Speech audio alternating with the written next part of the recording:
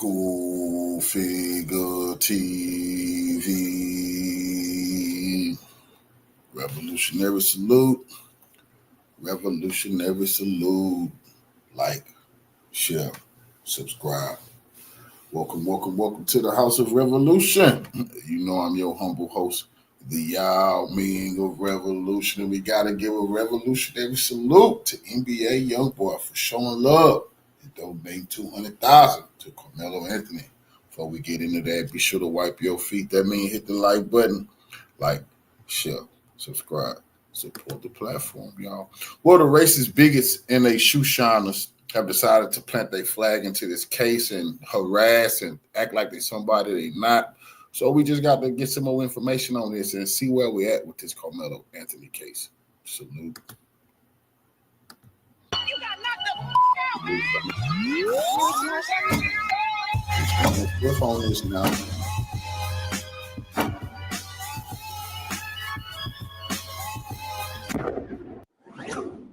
What's going on, y'all, and happy Wednesday. I hope everybody out there is doing fantastic today. So let's go ahead and jump all over this topic, or these topics rather. And I want to first start off by talking about Carmelo Anthony. He was released about a couple of days ago. The judge actually reduced his bond from $1 million to $250,000, so he was able to post bond and get out of jail.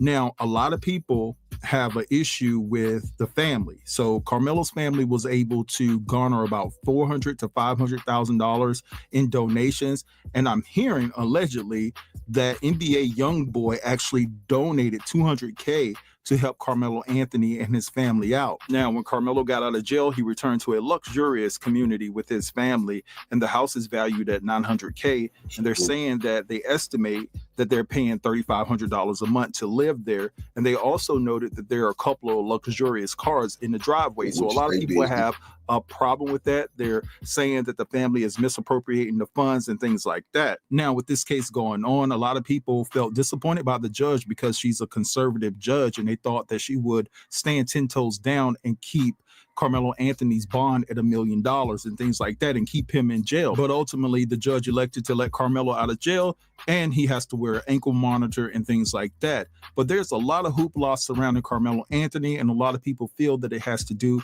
with the fact that he's melanated, right? Now, I want you guys to know that there was a similar case that took place in Texas not too long ago. I want you guys to check out this clip, and I'll be back. So it's okay for a white kid to premeditate unaliving. It's okay for a kid to bring a blade to school with the intention and purposes of using that blade. It's okay for them to drop $1 million bond bail for a kid to $175,000, but there's a problem with the black kid.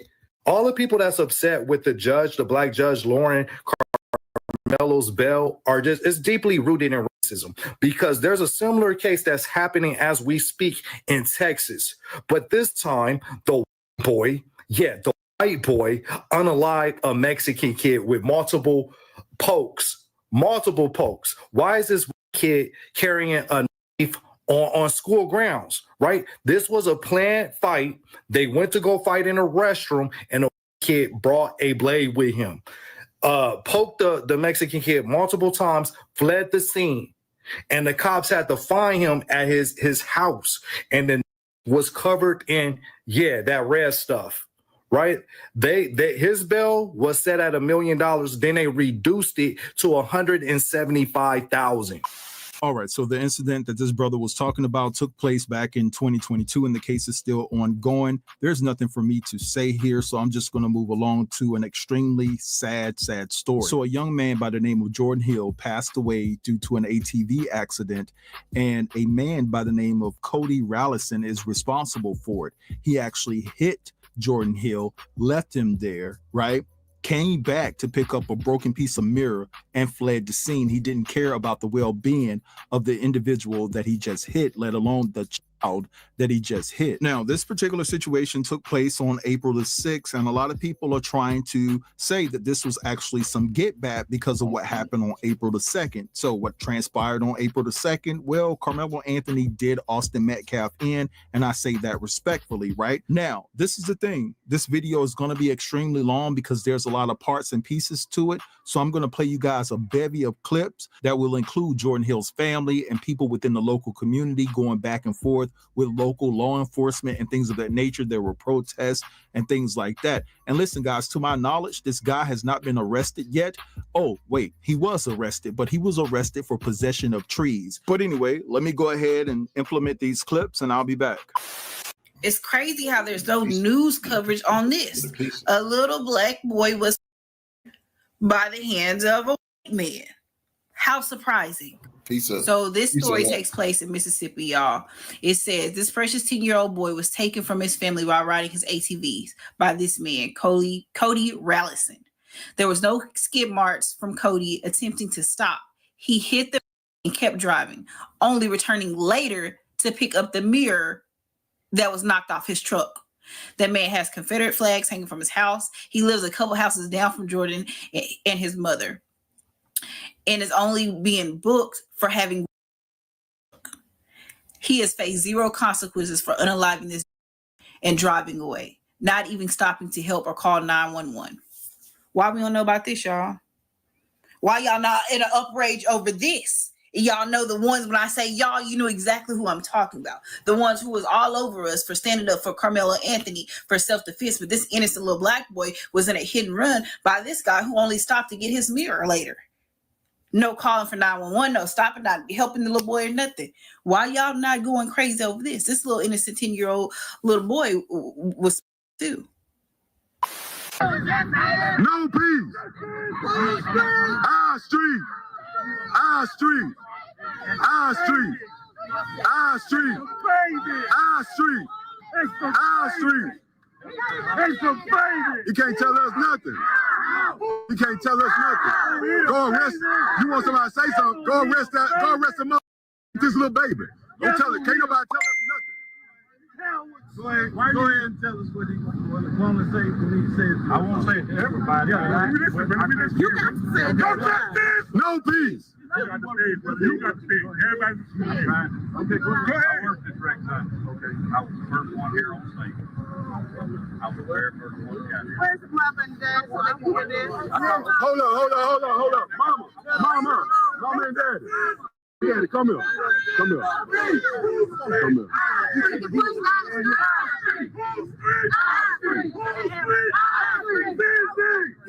No, don't give him no photo out. Hugging her. You want to tell us something?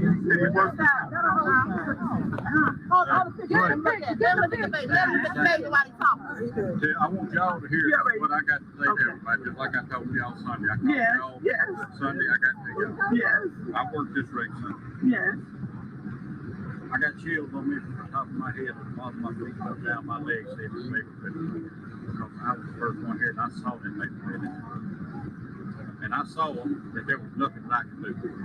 After 25 years of being a police and an EMT and a firefighter, it don't get no easier to see these babies laid right here in this road, regardless of what the hell happened. There's nothing that I could do under the sun to save this baby.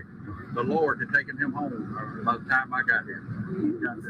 Anything that I could have done to take care of this child. Mike check. Why you here now? Mike check. You interrupting the house here. You had all week long to come and talk to these families. Go ahead, say what you gotta say. We ain't giving you no. Say what you gotta say, man. Well, say what you gotta say. Why the person ain't hold on, wait. Same thing I told these folks here. There's nothing that I could do at this time.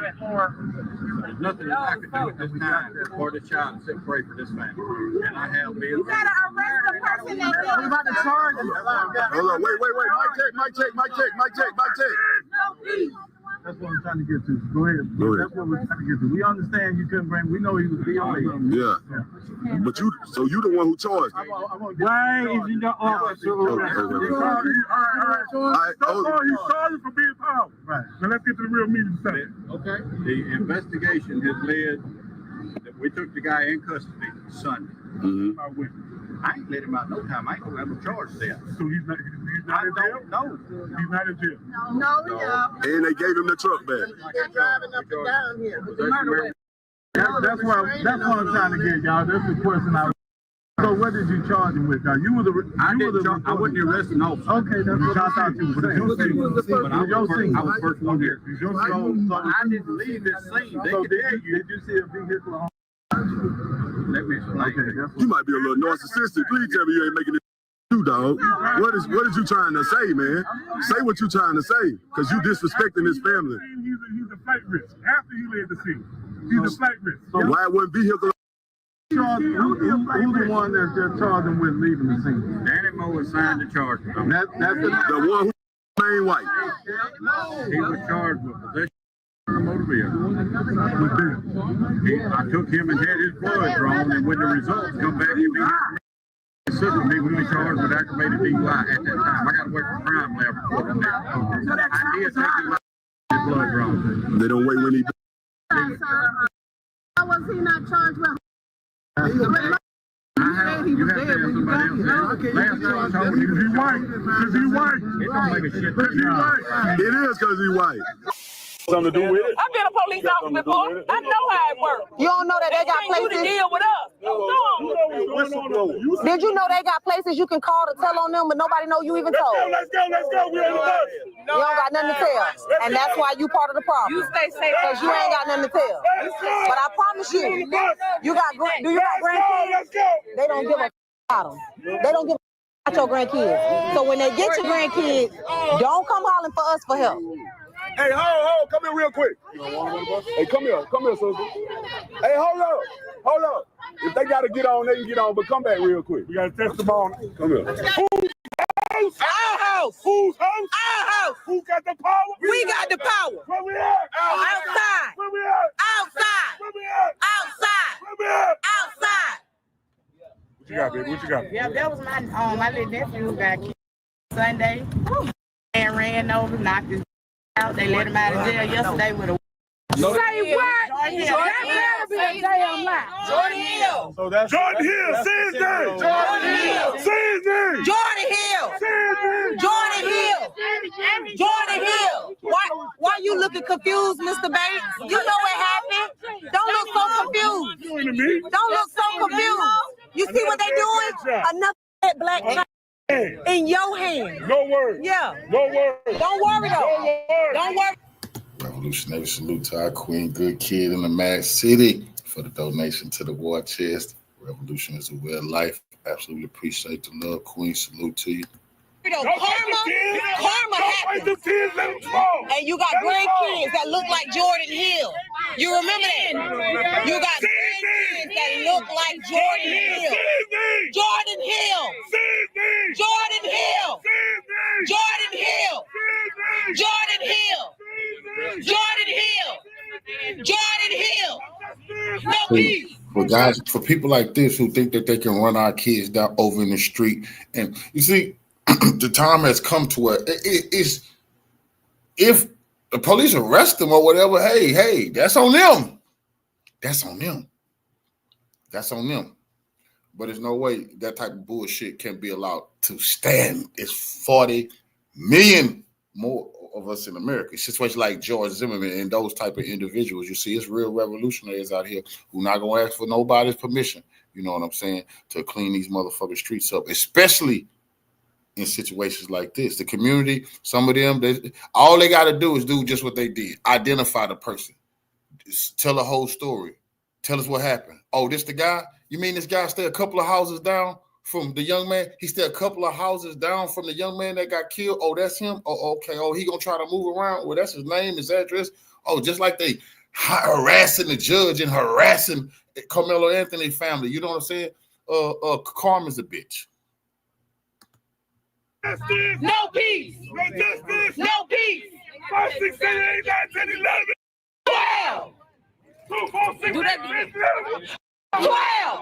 3, 6, 9, 10, 11. 12. Your heart is me. Let me do Messenger, but I was live or whatever. Yeah. I'm glad she came. I'm glad. I'm so glad. I'm glad because y'all don't. Yeah. I'm just computer lab. He was gonna fix it so bad because he's sitting either this chair or that chair, and he's always watching. And I would say, Jordan, why are you watching me? What was his bond? What was his bond and what's his charge? I don't know. Doing some cynical thing with his face. Out of your mind. My mind. Yeah. And was he a good kid? He was a good kid. Yeah. Can you describe him? Was he funny? He was quiet. He was humble. Yeah. Wouldn't hurt nobody about him. So they had no reason. No, man. Just so they don't put that. Well, I know that the family took a major loss, but you cared about Jordan, so you took one too, and I'm sorry for your loss. Everybody in school, all the staff, yeah. Kids, my baby's Jordan 4th grade, Jordan was 3rd grade. So it feels like it could have been your baby. That's what I'm saying. Yeah. I seen him Friday at school, and he didn't come back Monday. Yeah. Oh, man. So Mondays, I'm standing on my duty post. The kids get on. The ancestors, the Most High, give us the courage to face this stuff. Those of us who are capable, just to face this stuff. You know what I'm saying? In the community, just make sure that they're always staying strong and stand by those who lead from the front line and deal with these situations like this. Our people tired of weeping, tired of mourning, and the race is big as they rising up, they acting tough, cool. You know what I'm saying? Because you reap what you motherfuckers sow. That's serious business. It's not 1965, not 1865. It's 2025, and we ain't going for this shit. That's just because I'm knowing he's not coming to sidewalk. You know what I'm saying? I'm so sorry for your loss. I really am. I'm telling y'all, it's crazy. And I thank you so much for coming out here to support today. And the JJ, look, my daughter got a baseball game going on that way. Well, y'all enjoy. I hope she win. And me and my crew gonna be there tomorrow with us some balloons. Girl, yeah, and a blue shirt on. We will be there. When we heard that y'all were down here, I was like, Lord, thank you. Lord, thank you. Me and my crew will be there. Tremaine graduated a year after me. Tremaine ain't bothered nobody. Tremaine was not that type of dude. Yeah. Tremaine wasn't that type of dude. He come from Miss White, and he come from Tremaine White. Tell me what you know about him. He was a good athlete, man. He was a chill dude. He ain't bothered nobody. And then when that happened, we knew it had to be on them because he's not aggressive. Not an aggressive guy. Okay. So these cops, they said it was somebody last name Palladini, Bellini, whatever his name is, and Danny Moe. Do you know about them? I just know Danny Moe. I don't know the other. What is Danny Moe? Somebody who's always involved in this kind of stuff? So why do you think they haven't gotten rid of Danny Moe? It's a white county. All right, so you guys just saw and heard all of that, and now I want to know what you guys think, so drop down in the comments and let me know how you feel about all of this. Now, I do wonder why major news networks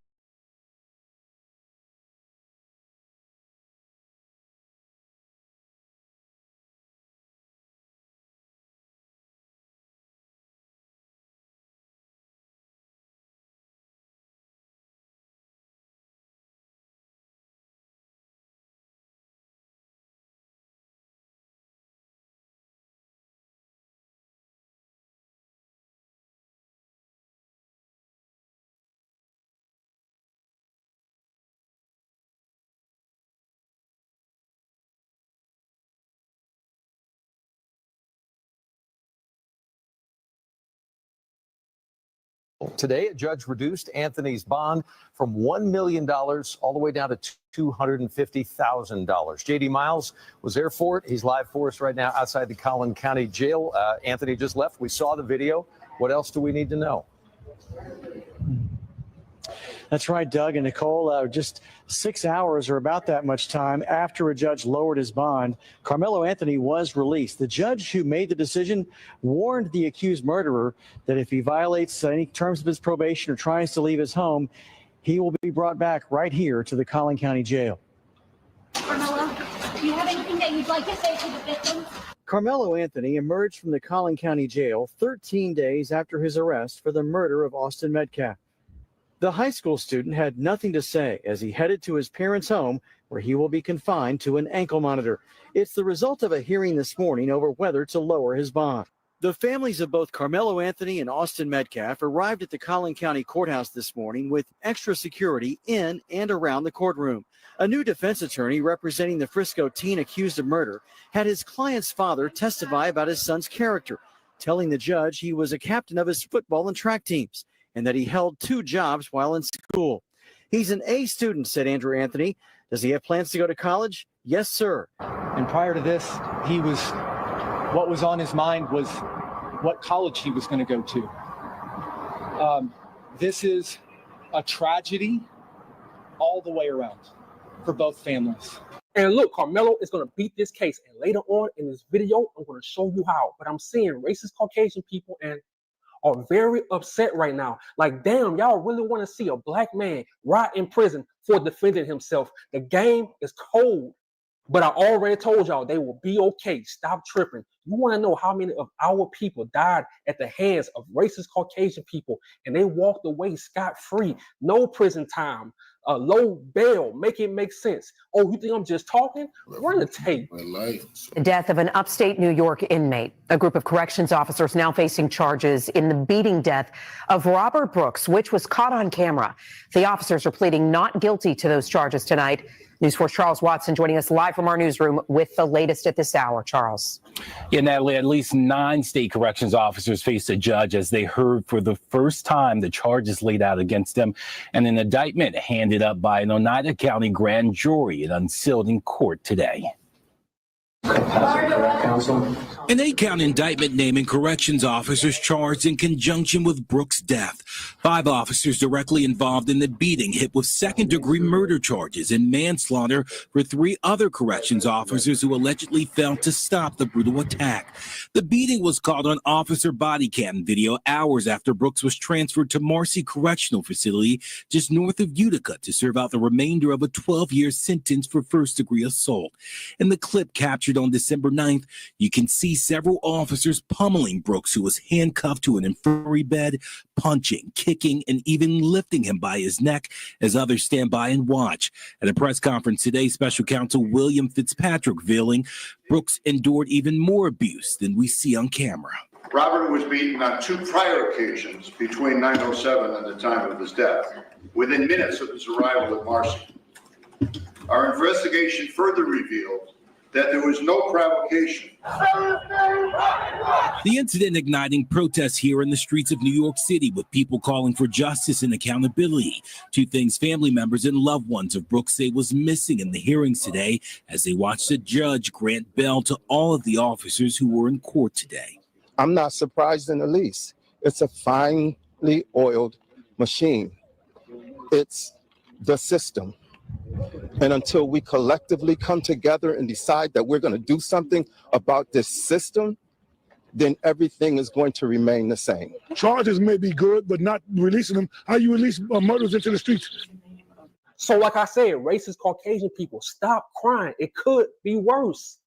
And when it comes to Carmelo Anthony going home, y'all will be okay. It ain't no fun when the rabbit got the gun, huh? Well, in this case, the knife. And look, I'm not gonna lie. I've been looking all over social media on Facebook, Instagram, TikTok, YouTube. I love seeing my people stand together, especially content creators. And I know we still have, but like I always tell y'all, they are irrelevant. So you have to understand the mind of a racist Caucasian person. They can sleep perfect at night when they get away from murdering our people. But when the tables turn, they really can't believe it. Carmelo Anthony protected himself from cowards, from twin cowards. And this boy even said it himself. He said his twin brother grabbed on Carmelo Anthony first. And in my opinion, you can't be out here just walking around, grabbing on people, punching on people. It's not going to end well, especially if you're Caucasian grabbing a black person. Never do that to the non-racist Caucasian people that watch my channel. Please listen to me. Whatever you do, never, ever, ever grab a black person and attempt to remove them from a certain area, because you will regret it. That's why Karmelo asked the cops, was Austin okay? Because he didn't try to end his life, but you can't go around punching on black people. You can't go around grabbing black people, because those slavery days are over. And then you have people saying that he's going to prison because he had a knife on campus. That's going to be an easy argument to win in Carmelo's favor. For one, he has the best attorney in Texas, and he was at a track meet. He can use that knife for anything. That knife could have been used for cutting tape, for anything. Revolutionary salute to Candace McCants for the donation to the war chest. Revolution is a way of life. Absolutely appreciate the love, Queen. Salute. This is the real reason why Carmelo Anthony will win his case. Check this out. And this article is by TMZ. They had the best article when I was doing my research, so I went with them. It was published April 15, 2025, which was yesterday. The judge who reduced Carmelo Anthony's bond this week is getting some added security, TMZ Sports has learned, after law enforcement says she has been the recipient of threats following her key decision in the murder case. The Collin County Sheriff's Office told us Tuesday it's beefed up protection around Judge Angela Tucker in the wake of her Monday choice to lower the alleged high school track meet unaliver bail from $1 million to $250,000. The CCSO said court staff and concerned citizens reported the menacing remarks made against the official, and now it's a team of investigators as well as the FBI are probing the matter. Hold up. I thought we were the animals. I thought we were the so-called bad people. You see, they showing their true colors. And see, racist people want to be able to bully and control black people with no consequences. But I told y'all, those days are over. How you sending threats at a judge because a black man was defending himself? Teach your damn kids to keep their hands to themselves. It's that simple. You people think that sending threats to a judge is going to help y'all with this case? Make it make sense. If the individual responsible is identified, the CCSO said potential charges could include unlawful disclosure of residence, address, or telephone number, and obstruction or retaliation. It's unclear exactly what the contents of the comments made against Tucker were, but the judge reportedly turned her X, aka Twitter, page private shortly after Monday's hearing due to them. So I'm gonna just be honest, I feel like Carmelo Anthony can beat this case. You got goddamn racist people sending threats at a judge. Then you got the Metcalf family. They divided as hell. And in my opinion, by them going on all those news outlets right after the murder, I think that was a big mistake because in court, you cannot change your story. And I'm hurt that Carmelo and his family have to go through this just because he was defending himself. But in America, they don't want a black man defending himself against racism. But I'm so happy to see a beautiful, black, successful family. Carmelo Anthony was in high school working 2 jobs, captain of the football team, and he was a great student. So in my opinion, I feel like God and the ancestors will have his back in this fight. We will also. So welcome home, Carmelo Anthony. We got your back. I'm out.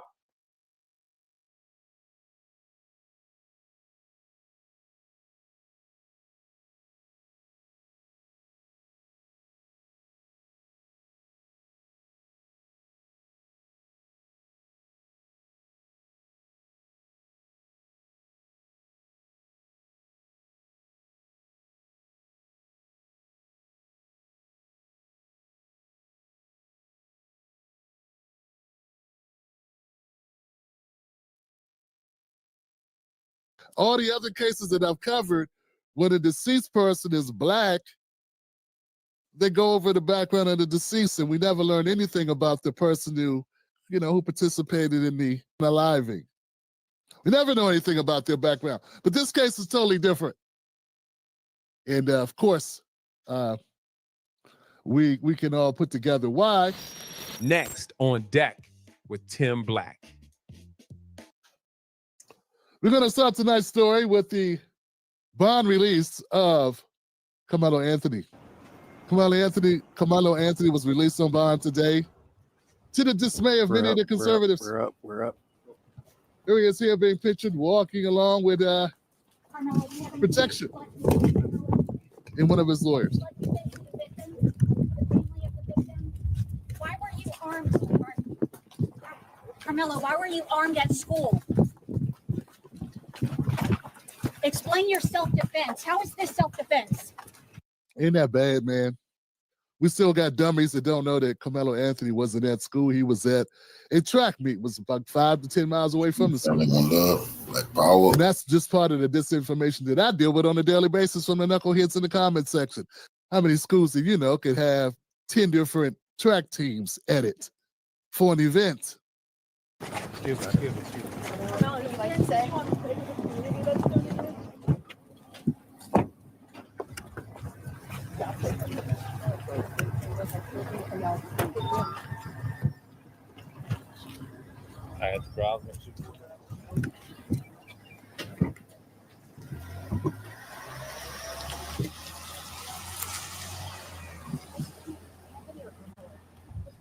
What you're seeing right now is the 17-year-old accused of murder walking out of the Collin County Jail this afternoon after posting bond. Thanks for joining us here at 5 on a Monday. I'm Nicole Baker. And I'm Doug Dunbar. So let's dive into it. Carmelo Anthony had been in jail since the 2nd of April, accused still today of killing another teenager. That's Austin Metcalf. And that accused killing happened at a track meet at a high school. Today, a judge reduced Anthony's bond from $1 million all the way down to $250,000. JD Miles was there for it. He's live for us right now outside the Collin County Jail. Anthony just left. We saw the video. What else do we need to know? That's right, Doug and Nicole. Just 6 hours or about that much time after a judge lowered his bond, Carmelo Anthony was released. The judge who made the decision warned the accused murderer that if he violates any terms of his probation or tries to leave his home, he will be brought back right here to the Collin County Jail. Carmelo, do you have anything that you'd like to say to the victim? Carmelo Anthony emerged from the Collin County Jail 13 days after his arrest for the murder of Austin Metcalf. The high school student had nothing to say as he headed to his parents' home, where he will be confined to an ankle monitor. It's the result of a hearing this morning over whether to lower his bond. The families of both Carmelo Anthony and Austin Metcalf arrived at the Collin County Courthouse this morning with extra security in and around the courtroom. A new defense attorney representing the Frisco teen accused of murder had his client's father testify about his son's character, telling the judge he was a captain of his football and track teams and that he held 2 jobs while in school. He's an A student, said Andrew Anthony. Does he have plans to go to college? Yes, sir. And prior to this, what was on his mind was what college he was going to go to. This is a tragedy all the way around for both families. Yeah, you know, we've been dealing with the misinformation of the ignorants who've been discussing Karmelo in very unfavorable terms. And this is kind of weird because when I don't know, it just seems that usually when we have a victim, when we have a perpetrator, they're very supportive of the perpetrator, and we end up knowing more about the victim than anything else. But not in this case. I don't know why that's happened this way. Like I ended up not knowing anything about Daniel Penny, but I knew everything about Jordan Neely. I didn't know anything about Zimmerman, but I knew everything about Trayvon Martin, all his faults, flaws, issues, even though he was a kid in high school. And in this case, it's the reverse. We don't know anything about Austin, but we know everything about Karmelo. So it's just different. But yeah, 4.0, working a couple jobs, college, captain of 2 teams. Let's keep going. Anthony, who told Frisco police he stabbed 17-year-old Austin Metcalf at a track meet in self-defense after an altercation, sat in a jail jumpsuit and shackles, while prosecutors challenged how the father could not afford the 10% needed for $1 million bond, with an online donation fund that's up to $400,000 and growing. With access to over $400,000, why haven't you bonded him out yet? Asked the prosecutor. We don't have access to that money, replied the father. It's hard for everybody to be level-headed at a time like this. So that's where we come in. It's our job to be level-headed, to be fact-based, and to follow the truth wherever it leads. Yeah, I'm not sure exactly. I didn't understand that particular statement. All I can tell you is that if you have I don't know how USIN works, but the amount that's shown as the total contributed amount may not always come in exactly at the same time as you see it. That's the posted amount, and we don't know how long it takes to do the processing, what have you. But, I've only raised a couple $1,000s to do various things, to attend various political press events. So, yeah, nothing even close to hundreds of thousands of dollars. But even with just a couple grand, it takes time. Let's keep going, folks.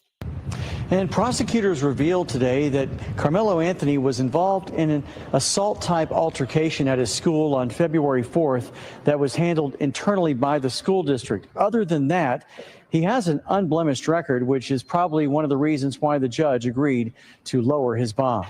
Live in McKinney, JD Miles, CBS News, Texas. And remember, guys, Tim Black's been doing this a long time now. When a deceased person is black, they go over the background of the deceased, and we never learn anything about the person who participated in the unaliving. We never know anything about their background. But this case is totally different. And of course, we can all put together why. But at the end of the day, damn it, I wish better choices were made all the way around. I wish this didn't happen. This is not good. And I think I can speak for a lot of people that have common sense that the best outcome of this would have been both kids going home and having dinner.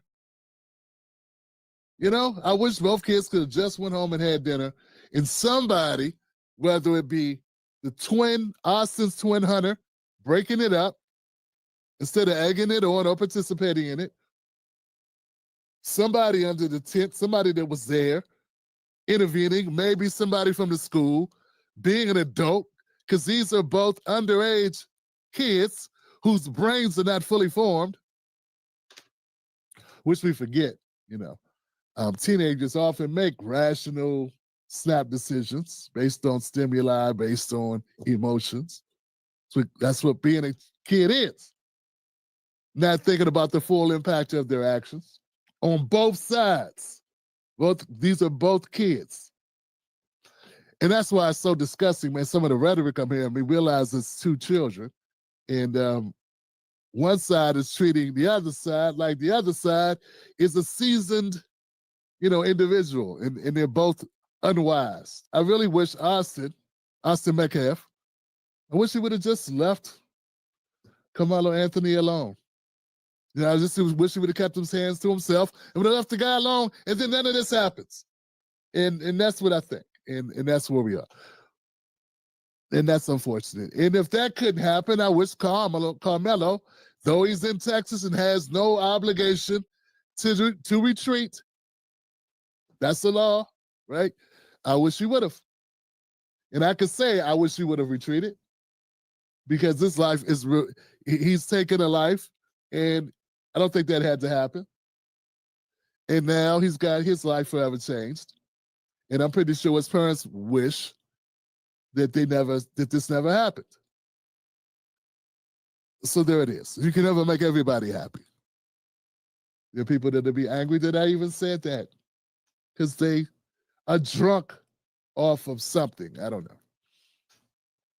But one of the things I do want to point out before we go on to the next clip about this story is I've been hearing a lot of talk about people demonizing Carmelo Anthony. And I just got a problem with this because I have a black son. I have 2 black sons and 3 black daughters. And I have a problem with the way they're demonizing Carmelo Anthony and his family with no evidence whatsoever. When they see, it just goes to show you, when they see black and they see white, they attribute a bunch of stereotypes to the black and a bunch of positive traits to the white just automatically. And this is what implicit bias is. It's when you have a bias that's automatic. It's internal. You don't even know you're doing it. You just do it. Case in point. I can't tell you how many people have said that they thought Carmelo Anthony must have come from a single mother and he doesn't have a father. Dad's probably out of the picture. He's, horrible in school and a gangbanger and all types of crazy notions. And that Austin's a Christian kid doing so great and amazing and nothing ever did anything. He helps the old ladies out at the nursing home and he rehabs dogs and cats who are strays and feeds them and clothes them. And his parents have loving home and they got a great life and they just pray to God every 2 hours on the clock. They got a timer that they use to do this. And if none of this would have happened, if Carmelo Anthony's family would have been intact and fully formed like the Metcalfs. And then I ran across this clip. Had a great hunting trip with me, him, and Austin. And he said, I'm going to come over and see you this weekend. I said, okay, I look forward to it. And he said, I love you, Dad. Yeah, when he said that, I caught it. his last conversation with his son, which is sad as hell. But when this father said, I spoke to my son on the phone, and we talked about getting together, and he would come over and see me, that's when I said, oh, they don't have an intact family. That coupled with the arrest record I saw for the dad back in 2012 or whatever it was, for abuse or assault or whatever it was, I said, wow, this is amazing. Why isn't this like it's popular on the news stations as all the stuff about Jordan Neely and about Trayvon Martin, about Ahmaud Arbery, about Botham Jean, about Breonna Taylor, about all the other, every black person who was deceased in these interactions. Why is this not there? Because it doesn't fit the narrative that they're used to spinning. Doesn't mean dad's a horrible person just because he's not with the mom. Mom could be quite a handful. We have no idea. And his arrest record for abuse or whatever that was, assault, that could be him defending himself. He just couldn't afford a good lawyer because she got the house in the divorce. I have no idea. I don't know these things. But it would be great if I had the resources that we could find out.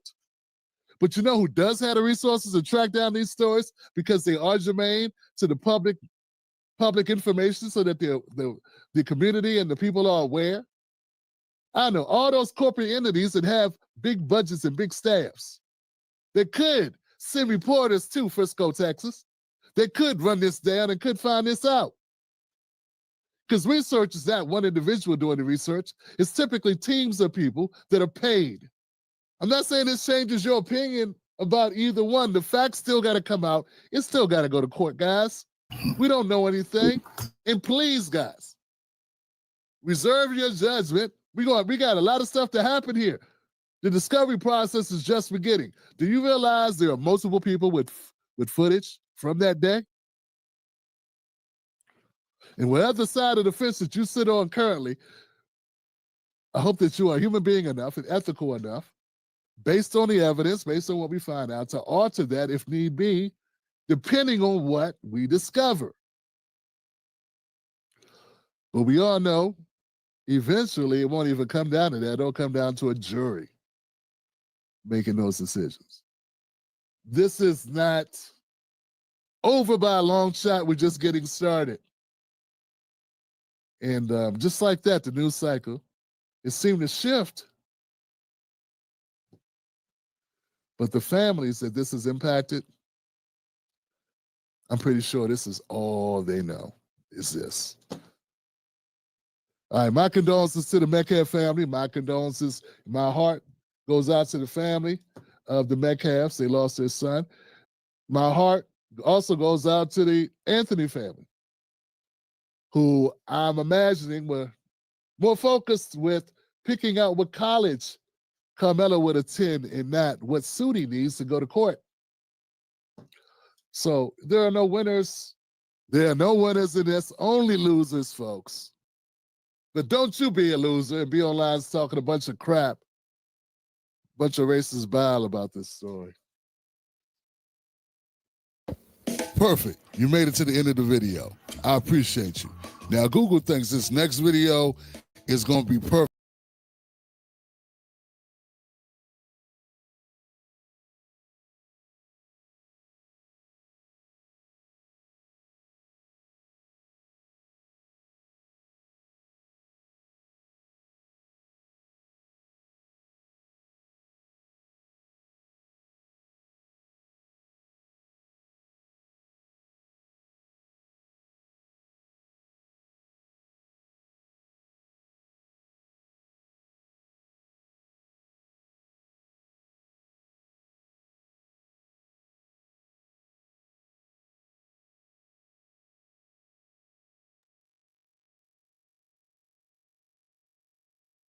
Assalamu alaikum. Thanks to all my subs and supporters who watch, like, share, and comment on the videos. It's greatly appreciated. Anybody who would like to support the channel, the link to my book, The N-Word is No Secret in the Service, is in the description of every video. We also have the Runaway Slave store, link in the description. Go grab yourself a souvenir or something like that. Let's cook. Okay. don't like black people and don't want to live with them and sure don't want to go to school with them. And that's not good. I mean, please, just deal with it. Deal with it. Decentralization didn't work. Why didn't decentralization work? It didn't work because there was not enough money to implement it, and taxpayers don't want to pay any more money to educate, and not, at least not black people in the center cities. So, you know, anywhere you go, but I don't even want you to deal with the, what do you call it, anecdotal knowledge. I want you to deal with the studies. How about the study that they did in Northwestern, where the students sent out applications for jobs using names, black names and white names? How about that one? So Lakeisha Washington and Jamal Jones didn't get the job, but Brendan Fraser and Emily Walsh did? I mean, now how much clearer can you be that whiteness is important? But then what do you say to it? Okay, people, so in this Carmelo Anthony situation out in Texas, well, many people know the judge in Collin County, a sister by the name of Angela Tucker. Well, she did the right thing and reduced Carmelo Anthony's bond from $1 million to $250,000. Carmelo Anthony is out, and the MAGA Mayo monsters are upset. They're going nuts. They're going crazy. They feel like she stepped out of her little Negro corner, okay? They're up to their typical white supremacist nonsense, lying, being Satanists, and of course, threatening people with bodily harm just because they did something. They did the right thing. They did the fair thing. That's all. This Judge Angela Tucker, okay? She didn't even throw black people in alley-oop, okay? There was no home team advantage here. She just did the right thing. She did the fair thing. The bail from the beginning was unfair. I think everybody knew that. It was wrong, okay?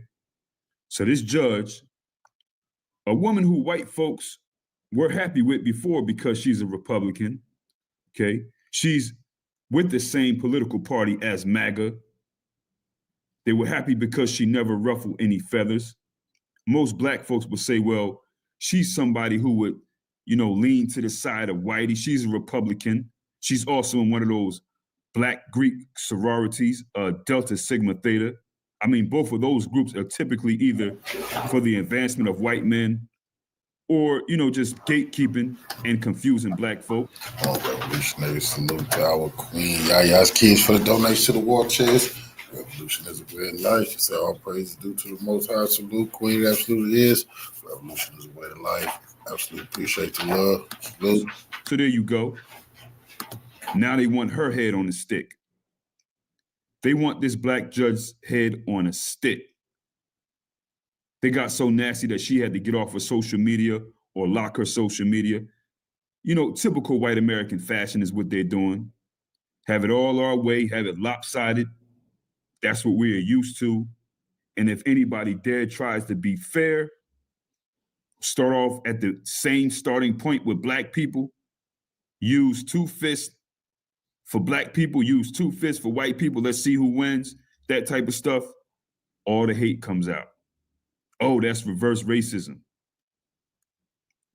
Because it's crazy. They want this woman's head on a stick. These weak, spoiled, racist Americans, cowards and crybabies. Well, look, I hope that this judge is okay. Okay, I don't want these people to harm her. I hope that she takes all the security measures that she needs to be okay. And the same for if they try. The family of Carmelo Anthony. Okay, these people in the white community in Texas and nationwide, they are upset. They want this judge's head on the stick and Carmelo Anthony's family as well. During a Monday hearing, they say that Judge Tucker said they've never had the security issues they face in this case. Meanwhile, Carmelo Anthony's father, Andrew, said Monday they plan on using some of the donated funds to relocate homes after facing racist threats since this incident. That's what we gave it to them. The revelation comes after a spokesperson for the family said they can't leave their address because it was leaked online. leading to graphic racist threats, which included imagery of Black children with knives stuck in their head. These are the things that these people are sending to the family of Carmelo Anthony. And I spoke about this in one of the previous videos, that when Carmelo gets out, I mean, him and his siblings, his family, they're going to need every penny of that donation money. It may seem like it's a lot of money. You know, the legal fees are paid for, but this family has to move. They got to pay for tutors. They got to pay for security. Maybe they have to pay for some special dogs to be trained. I don't know what. Revolutionary salute to our brother Vincent Brown Scott for the donation to the war chest. Revolution is the way of life. Appreciate the love, family. Salute to you. Whatever they have to do to be safe. And I hope that they don't tell their relatives, well, all of them, where they're going to be, because yes, somebody in their family will leak it out. They will leak it out, unfortunately. That's just how it goes. Not saying that their family are just some cross artists or whatever. I'm just saying they got to keep that information very tight and low. They're going to reap what they sow. But that's what happens, man. You see how these white supremacists act, how these white Americans act when you step out of the little Negro place that they want you in. They want you to stay there. Don't you dare do the right thing if it involves your people. And this judge, before this, she was in her right little Negro place for them, you know? The way they felt. She was in her right place, okay? But if you dare step out, they will show you their true colors 10 times out of 10. 10 times out of 10. And that's for all the people who like to go around, the Negroes, who like to go around saying, well, they nice to me. They did this. These people never did anything. They always been cool to me. Well, you got to ask yourself, what are you and who are you? What are your behaviors around these people? And because from what I observe and what I see, you're typically, people who say that, they're typically these little cuddly, beanie baby Negro pet types. How adorable, You'll never ruffle any feathers. White supremacists love weak Negroes. They love that Negro to do nothing but watch the football game with them and high five and act like everything is all good. Okay? The test is usually say one thing in favor of your people, a truth, and make one true critique, current or historical, about white Americans with the proofs, all true stuff, and see what they do. See what they say. They'll show you. White supremacists love cowards and weak, docile Negroes. And most of the time, this is a prerequisite for your friendship. Most of the time. I'm not saying that it has to be, but most of the time. And a lot of you are just too confused to even see it or understand. That's just what it is. This is America. All this hate right here, due to this situation going on with a Black teenager, the whole country, the white community nationwide is up in arms. They want this whole family's head with all the evil things that these people have done to Black people through the years. Look at how they're acting with this situation when their peoples was the aggressor who caused this. They're making up lies and stories. Why did he have a knife? Oh, all he did was said, can you please move? Shut up, stupid cracker. Get on my nerves, man. Anyway, look, man, this is the true America. Everything else that you've been shown or sold is fake. It's an illusion of togetherness. It's not like that. That's not how it goes down.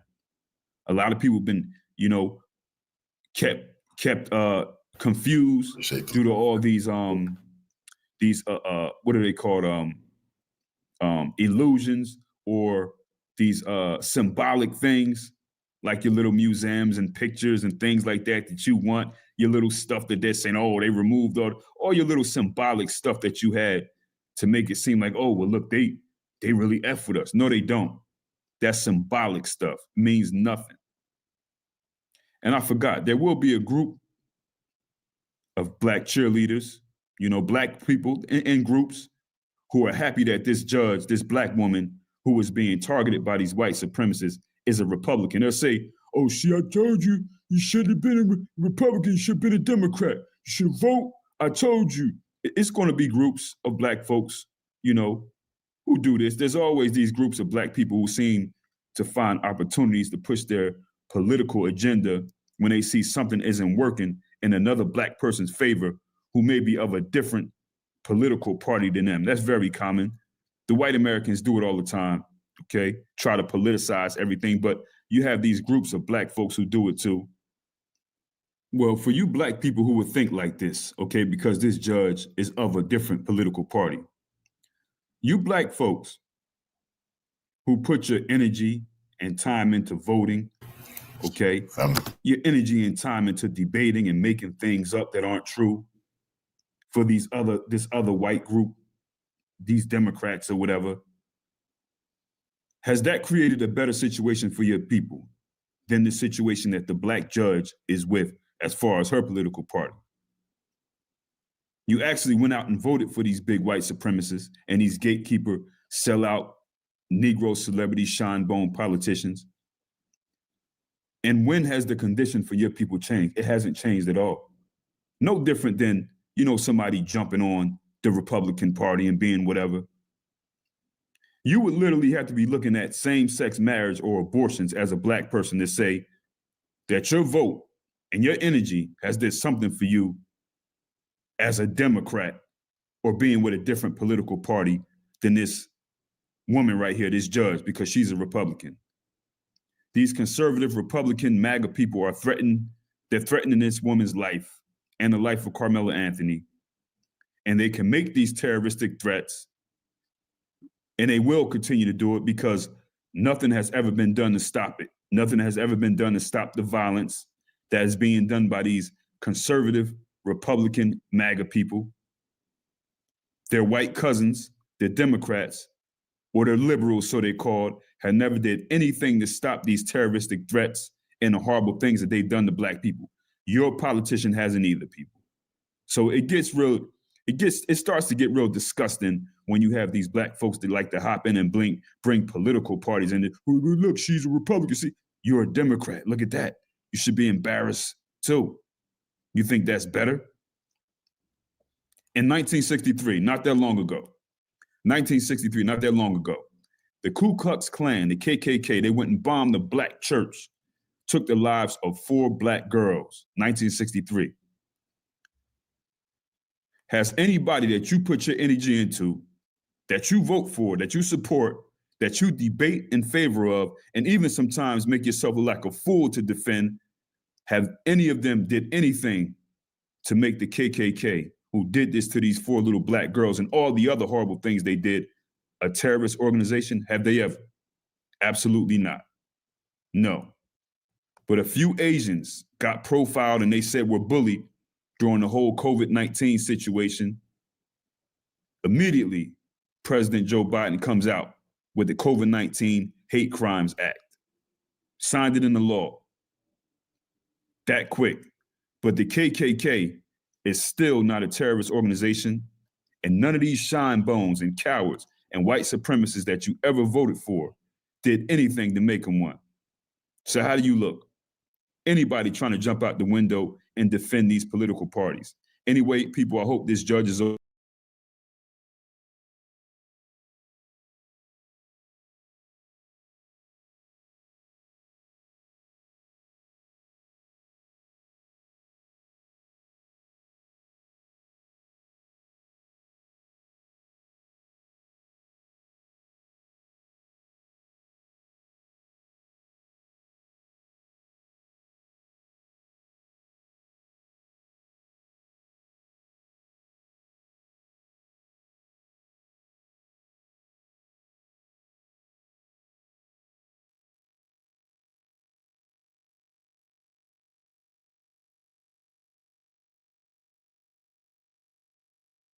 Why are they so mad?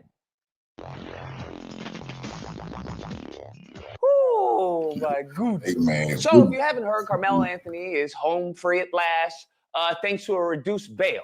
Now, his bail was set at $1 million. And that was absolutely egregious and exorbitant, because I just did a video on the little white boy who yeeted his whole family and then tried to yeet Trump, and they set his bail at $1 million. So I don't know how someone trying to yeet and do domestic terrorism and someone arguing self-defense, how those are the same thing. Damn. But thankfully, a judge who had common sense saw that and reduced their bail, I believe, to $250K. And lo and behold, the racists come out. The racists and the Sambo soldiers come out in full force, bruh. They are so upset. They are livid. They talk about, oh, she should rot in prison for what she did. Oh, this is horrible. But it got so bad that they actually started doxing her. They started harassing this female judge. And lo and behold, we come to find out that the judge is black. Oh, boy. All these people who say, I don't see color, Lucas. What do you mean? I don't see color. I just see people. That's all I see. I just find it very interesting, you know, how that happens, that switch happens to go on and off whenever it favors them. Because all these white Republicans, all these Sambo soldiers, all these, you know, these imbeciles, these dolts who constantly want to say, I'm not racist, I'm not right. Now they calling her and saying that she did this. She lowered the exorbitant bail simply because she was black.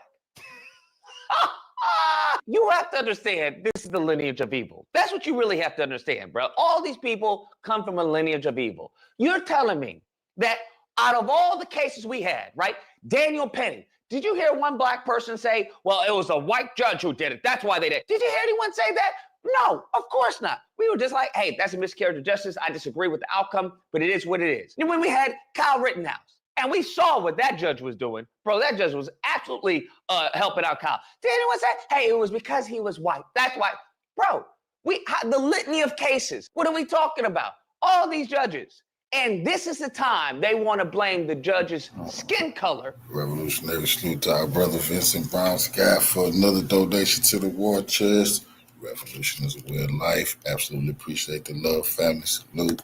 Not the merit, not the credentials, right? Because they constantly quoting Martin Luther King. Oh yeah, I'm going to judge somebody by the contents of their character, not by the color of their skin. Don't know anything else about that entire speech. That's the only thing they know of the entire speech, right? To bastardize King's legacy and to bastardize civil rights and to bastardize black history in this country. That's the only thing they do. But this black woman, now all of a sudden, she did it because, you know, she was helping out a black boy. That's what they are doing. They're just trying to be a loyalist to their own. And it's like, wait, let me get this straight.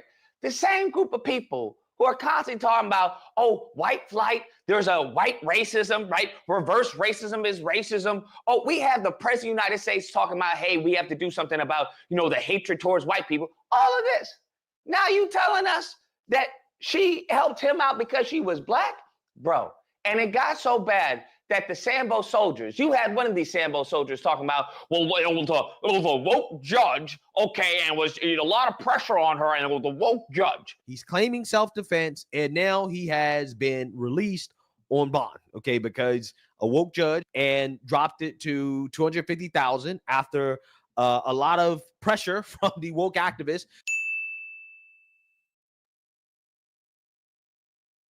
I miss you like a hog miss slop, like a baby. Miss Mammy's titty. Now, y'all know how I feel about the word woke. The right has completely bastardized the word woke, just like the left has bastardized the word woman. Oh. Because everything they don't like is woke. And the irony, y'all ready for the irony? Because none of these people do their due diligence. The irony is that this judge is a Republican. I kid you not. The judge is a registered Republican.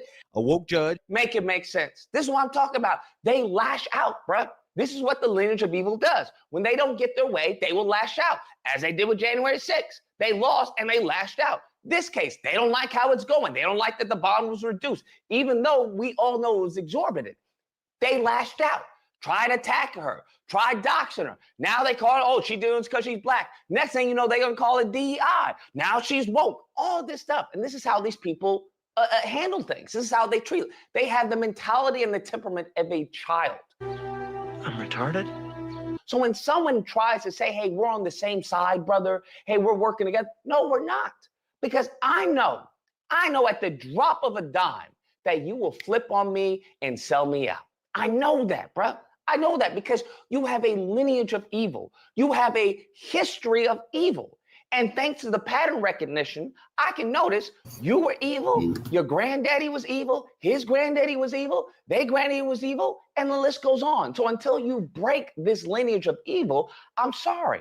I can't trust anything you say, because I know you'll call someone a patriot one day and call them woke the next because you don't like what they say. He's out of line, but he's right. The right is gone. They're cooked, they're fried. And only these Sambo soldiers are only making it worse. But the cherry on top is, do you want to know what happens when someone doesn't have an argument, when someone doesn't have a rebuttal? What do? They just laugh. And I want you to see this clip by this Sambo soldier who thinks, I don't know what he was doing in this clip, but he absolutely makes a fool of himself. It's always going to be a different story than the main story that the racist right tries to promote.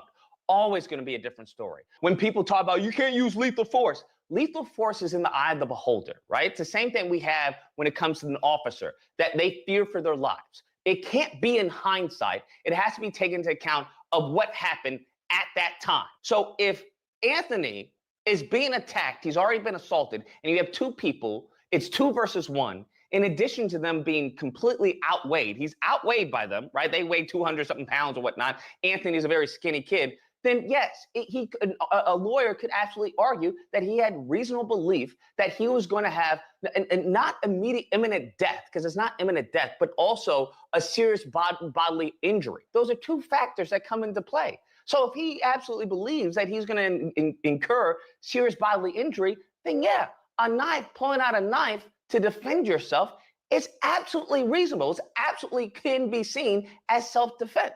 Wow. Honestly, what can you say at this point? I only can laugh. At this point, okay? They don't care. But let me actually stop there. They're not intelligent enough to understand the law, right? But even if they were intelligent enough to understand the law, they don't care to understand the law. They don't want to understand the law. And at this point, they're only defending Carmelo Anthony because he's black.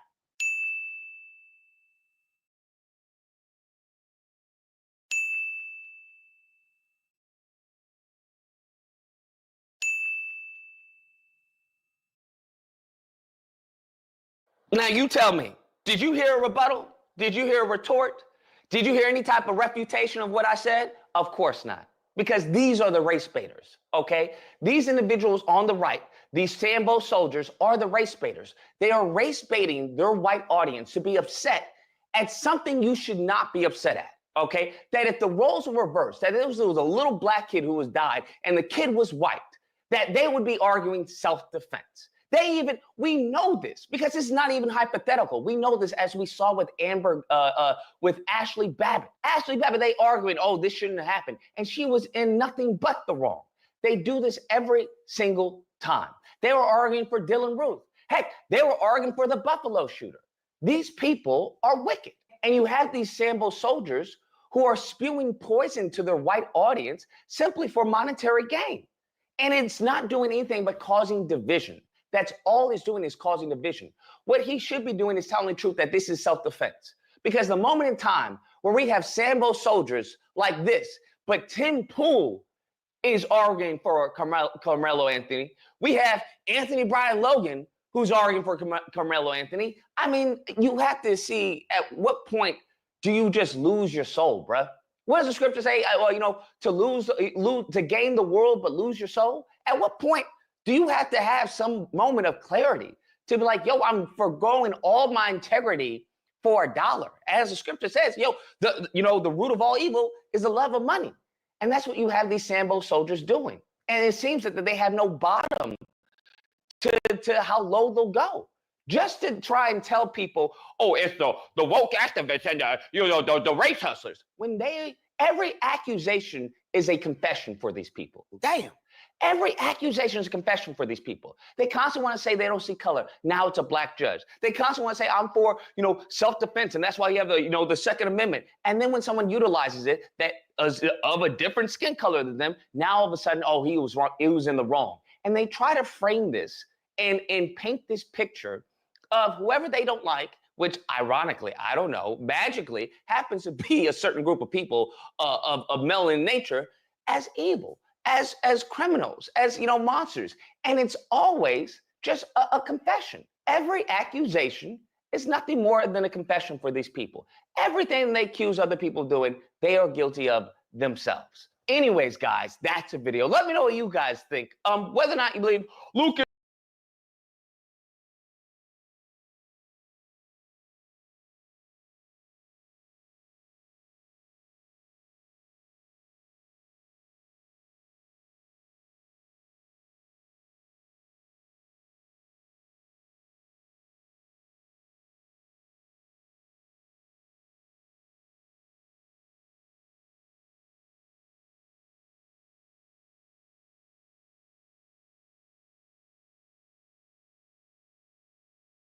Anthony gets house arrest after bail reduction.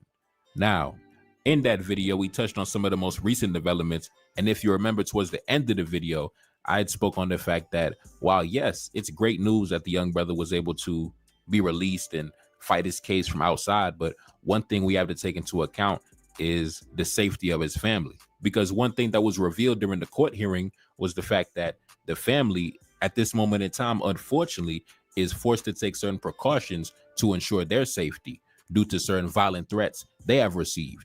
Now, keep in mind, these are the same individuals that will try to lecture you about disproportionate force and say that you must use the appropriate level of force when you retaliate or when you defend yourself. But they also believe that it's appropriate to target an entire family for violence, and in their mind, that's not disproportionate force. But anyways, not only is the family, Karmelo's family, receiving threats and certain levels of harassment, but also the judge in the case herself, right? The judge that actually lowered his bail and released him on house arrest, she's also now the target of similar harassment. I believe that her address has been leaked, and not only her home address, but also her office address, her place of work. That address has also been leaked.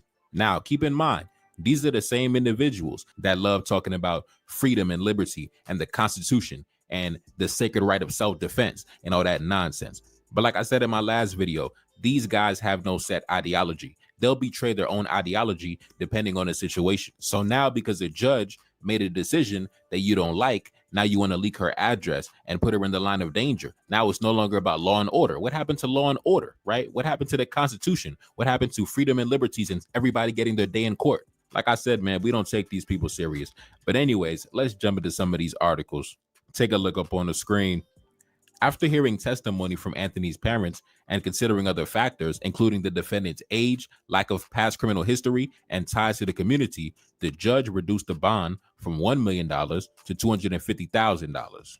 Anthony's defense attorney, Mike Howard, had asked the court to lower the bond to $150,000. But after the hearing, he stated to the press that he thought the judge's ruling was fair. The family needs to be able to survive.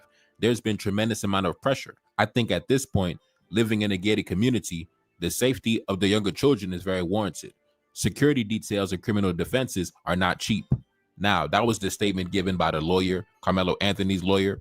Now, a lot of people think that the money raised in donations was going towards the bail, but actually that's going to supporting the family as well as a legal defense, because currently I believe the father, he's on leave, and the father is the sole provider for the family, right? Father paying all the bills, mom staying at home taking care of the kids. So now the father, due to the fact that he can't really go to work because due to security reasons, right, a lot of violent threats against his life and his family's life, so he had to move the family to an undisclosed location, and he can't really work right now. So the money raised in donations is not only going to a legal defense, but also to support the family during this time while they fight the case. Now, let's continue. During the hearing, Judge Angela Tucker said the court had never had the security issues that it faced with this case.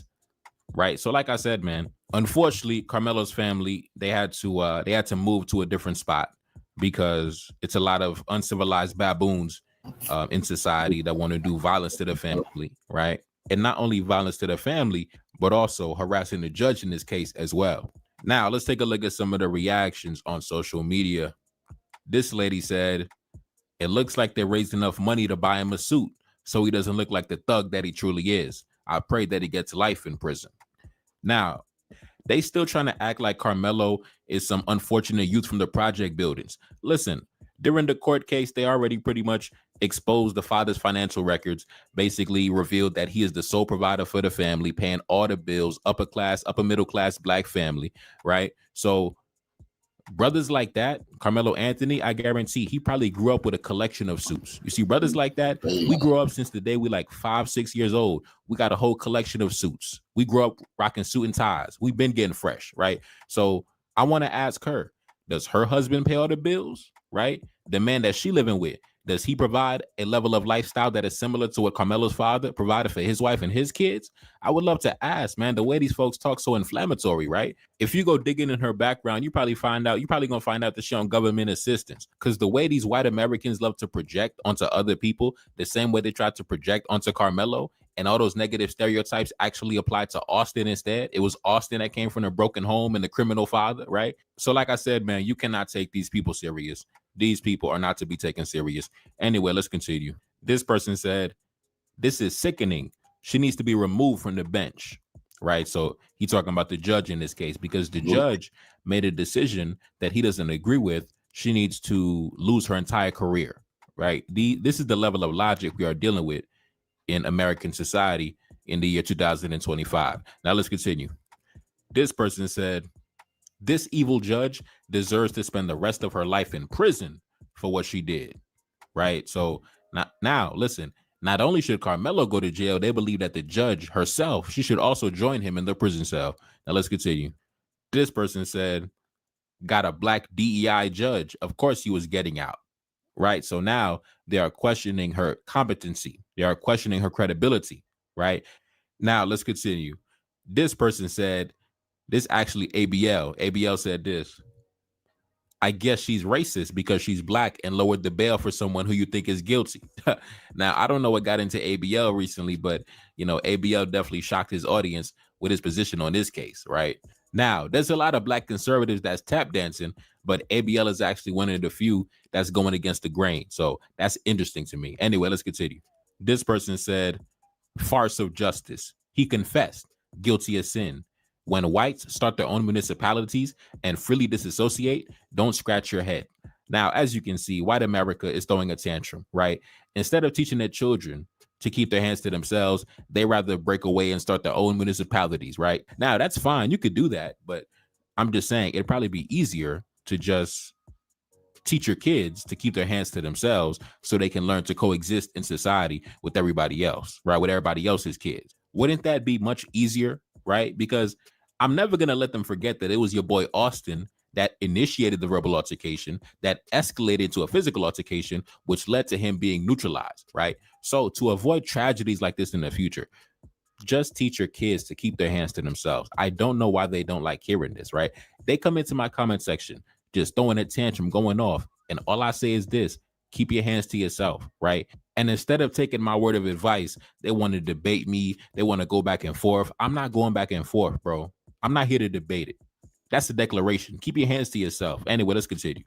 This person said, criminals protecting criminals, empowering criminals, and given a free pass by the DEI judge. Now, keep in mind, I believe the judge herself is a Republican. I believe she herself is a conservative, right?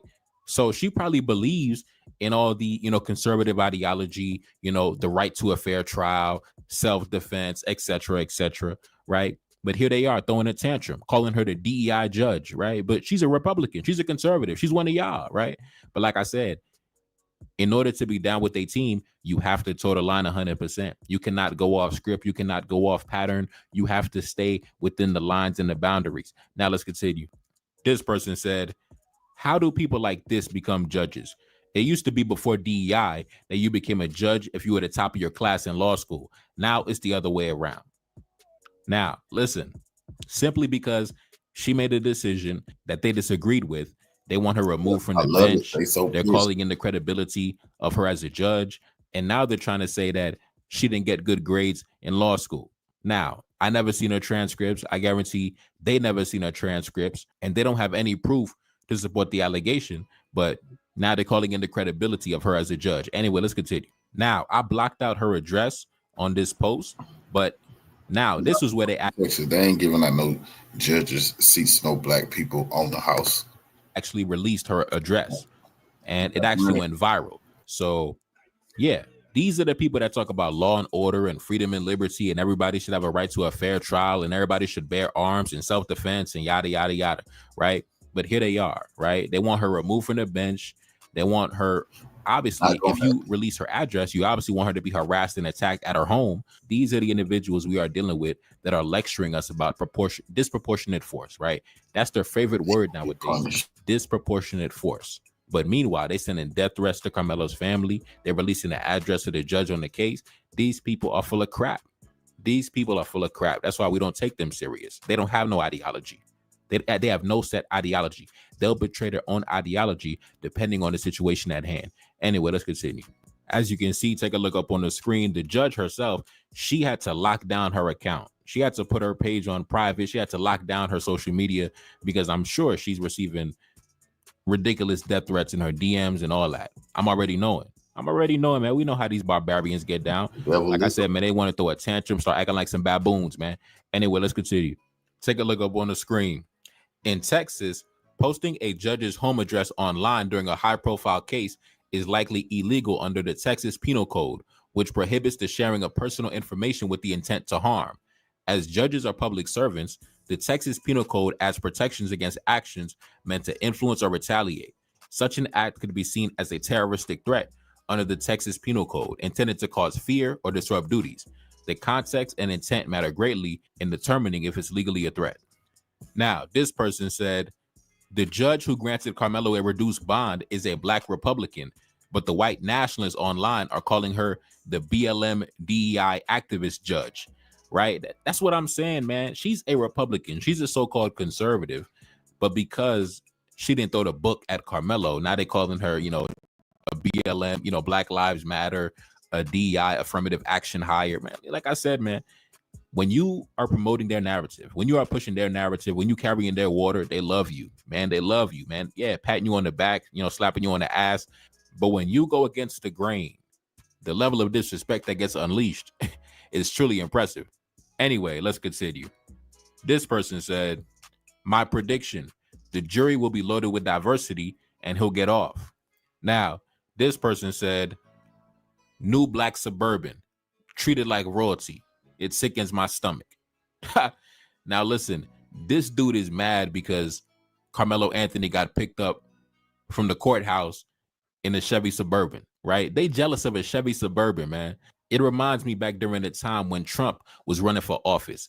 Remember when Trump was talking about the Haitian migrants down in Ohio? I remember watching a video. They were interviewing the locals, and there was this one white lady. She was jealous because one of her Haitian neighbors was driving a Lexus. They was like, man, how do you get a Lexus? How do you get these nice clothes, right? Now, keep in mind, the Lexus was like a 10-year-old Lexus. It came out back in like 2012. It wasn't even a new body Lexus, but they were jealous of an old body Lexus, right? Just seeing a black man in a halfway decent car, even if it's 10 years old, it got him angry. Just like in this case, they seen Karmelo getting picked up in a Chevy Suburban. They acting like it's a Rolls Royce. Like, I don't understand. Was he supposed to hop on the bus and take the bus home? I don't understand it, bro. Was he supposed to ride a bike, take an Uber home from the courthouse? I don't understand it. Why do you get angry from seeing a black man in a Chevy Suburban? Why does that get you angry, man? It reminds me of that lady in the beginning of the video. Remember what she said? She said, oh, look at him. He's wearing a suit. Look at him. He finally got a suit. Why does him wearing a suit and riding in a Chevy Suburban, why does that get you angry? Why does that get you mad? Like I said, man, these people have issues, man. These people are insane. But anyways, man, I'm not going to be here too long, man. I'm not going to be here too long. Hopefully the judge takes some legal action in regards to those who leaked her address. And hopefully she's taking some precautions for her safety. And also, hopefully, Carmelo Anthony and his family also stay safe. Because as we know, these same individuals who want to lecture you about disproportionate force and they want to say, oh, it should have been a boxing match. It should have been a fist fight. Oh, don't grab a weapon. But these individuals will threaten your whole family, threaten to kill your whole family. But if they attack you, they want a boxing match. They want the respect of a boxing match. But when it comes to them, they're willing to kill your whole family. That's the logic we're dealing with. That's the adversary we're dealing with. They'll kill your whole family, but you have to get them a boxing match. It's crazy. Let's continue, man. I'm going, man. It's your boy Nefakari. That's Salim back in the Billy. Yes, indeed.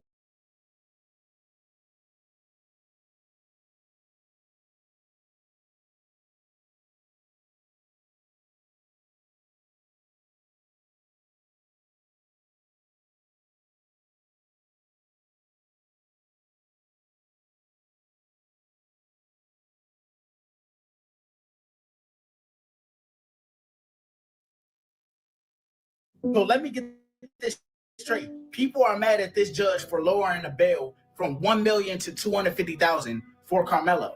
And now they're talking about she need to be condemned. Carmelo Anthony just got his bail reduced to $250,000 for a cold-blooded unaliving. That's right, a cold-blooded unaliving. I've never seen this before in my life, and I've been in and out of the system. This is them saying that it's okay for somebody that looks like him to take the life of somebody that looks like us. And you know what the worst part about this is you motherfuckers ain't gonna do anything that looks. No, you're not gonna do nothing. You're not gonna do nothing. I'm so glad people like this think it's okay to come on YouTube, talk that shit. He trying to crank people up to harm our people good. You know exactly what you look like. People even on the internet how to identify you. They know how to find out where you're at. Okay, cool. This dude who act like he wants some gladiator action. Nigga, deliver him a pizza. Look like me, you're gonna sit there and run your mouth. You're going to sit there and just shake your head. What the fuck? This kid deserves to spend the rest of his life in fucking prison. He shouldn't get out.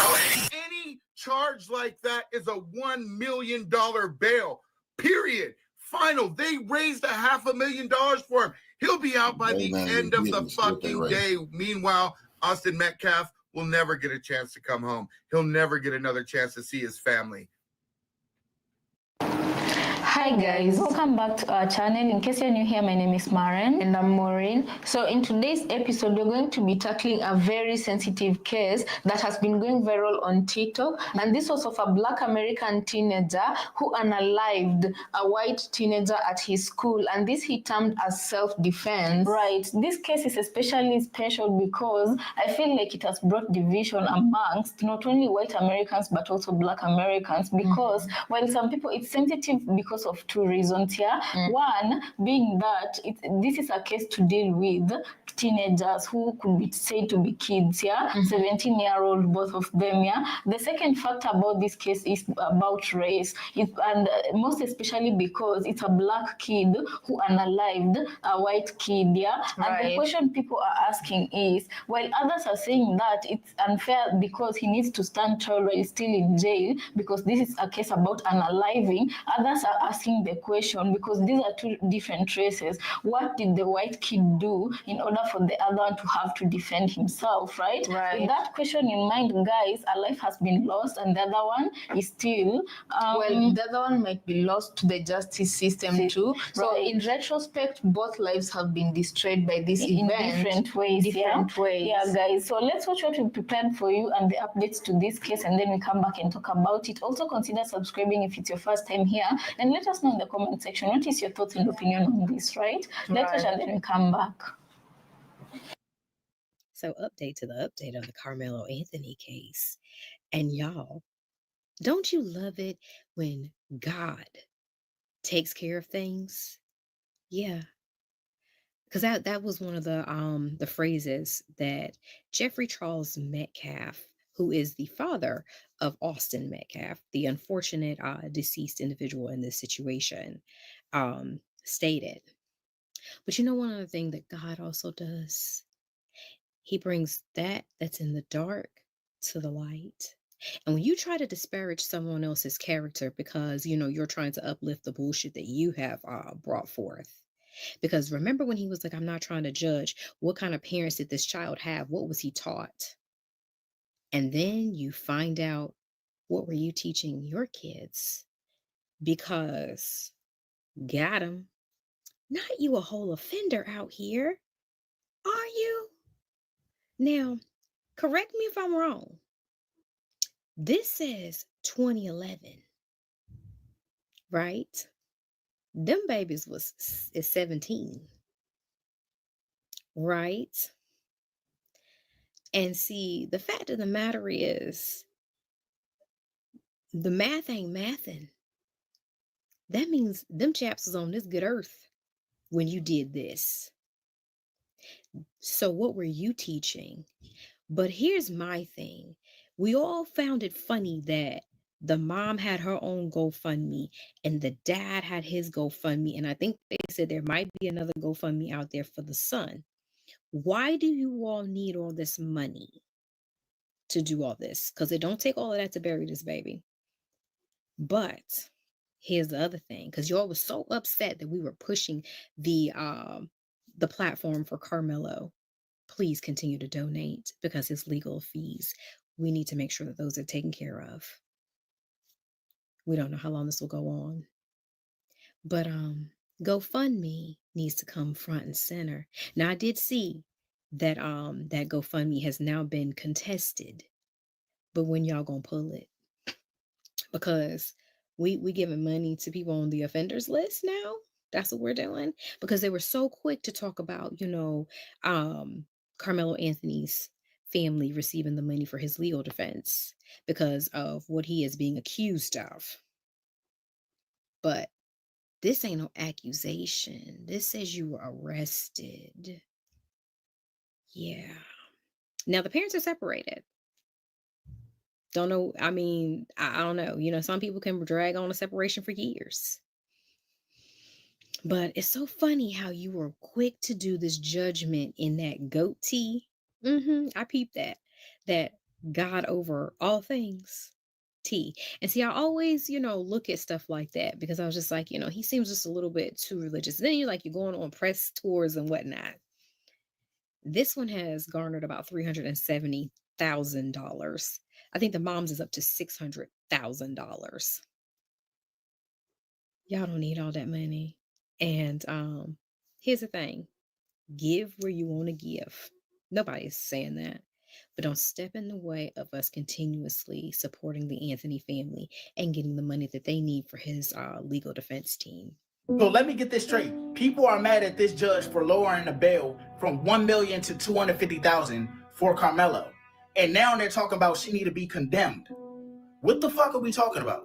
Everybody crying about the system, how it be broken, how they just throw young black males under the jail.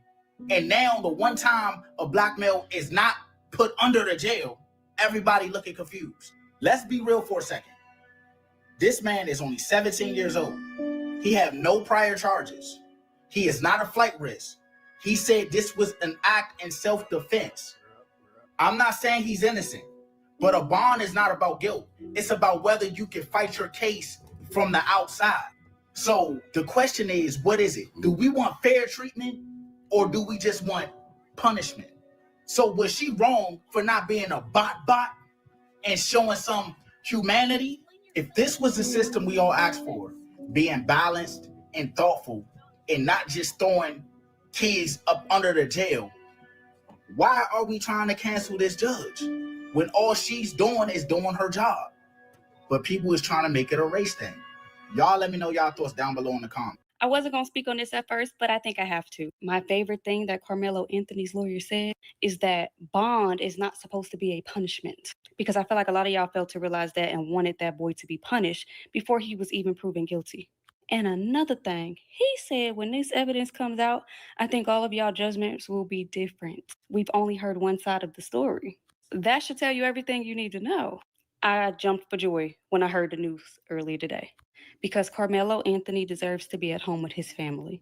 He was put in a tough situation, and as a 17-year-old child, he acted out of fear. And I just don't understand how y'all cannot see that.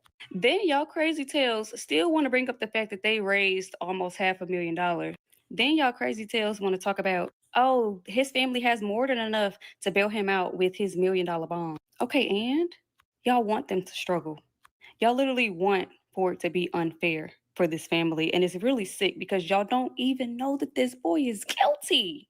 Shout out to his lawyers, shout out to their team, shout out to the judges. And let's keep on raising awareness and keep on praying for this boy and his family and justice to be served.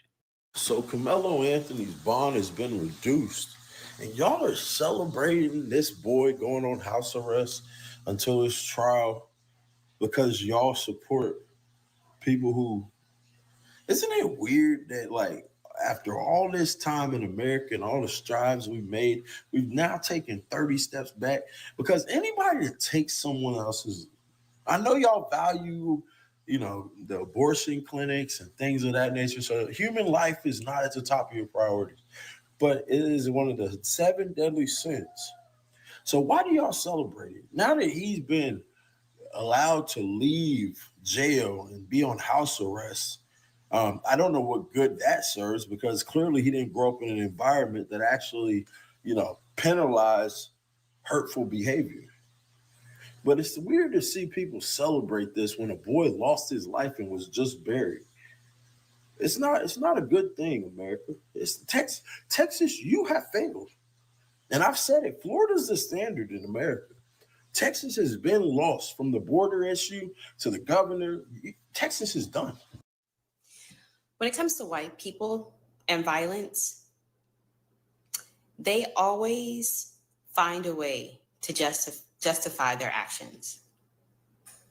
Even if it's clear as day that they're in the wrong, they are still going to try to find a way to justify the atrocities that they commit to non-white people, especially us. And not only that, they have the media to help them spin that narrative. And then once that narrative is spinned, then they go, and then the laws that be either give them a slap on the wrist where they serve very low sentence, or they get parole, or they don't serve the full sentence, and the rest of the time is dismissed because of good behavior. Whereas us, we're not seen as human. And when we do have to resort to violence against them in self-defense, even if it's on camera, we're still guilty. We're guilty before we even go to trial. And not only that, we have that same media spinning that narrative. And then the same people that justified an act of violence, they then troll us online. How dare we defend ourselves? How dare we fight back? I said before in many of my videos that we are not our ancestors. However, I stand corrected, because our ancestors did fight. They fought back a lot, so much so that the slave owners were afraid of them. But that history wasn't taught. And with that history not being taught, we didn't know that our ancestors fought back, and they didn't know that we will fight back. So here we are in a system that has always been against us, and we have just sat and taken it. And now the tides are turning, and we're fighting back when our backs are against the wall. No, we're not going to march. But if you step onto our territory and threaten our lives, we're not going to sit back and take it and stand in a corner and cry. We're going to band together and fight back. Which brings me to this point. White people, white supremacy, Christianity, and the government are all under this umbrella of narcissism. That's the only way this makes sense to me in my mind. Because you have been playing this game for a very long time. You have been throwing rocks at us, then hiding your hand and playing the victim. But now, in 2025, you're throwing them rocks and we're catching them and throwing them back. And now you're confused as to why you're injured and hurt.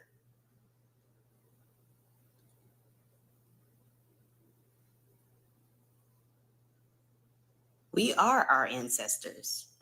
And we will continue to keep fighting. So you need to have a conversation with yourselves and y'all's entitled children to leave us the fuck alone.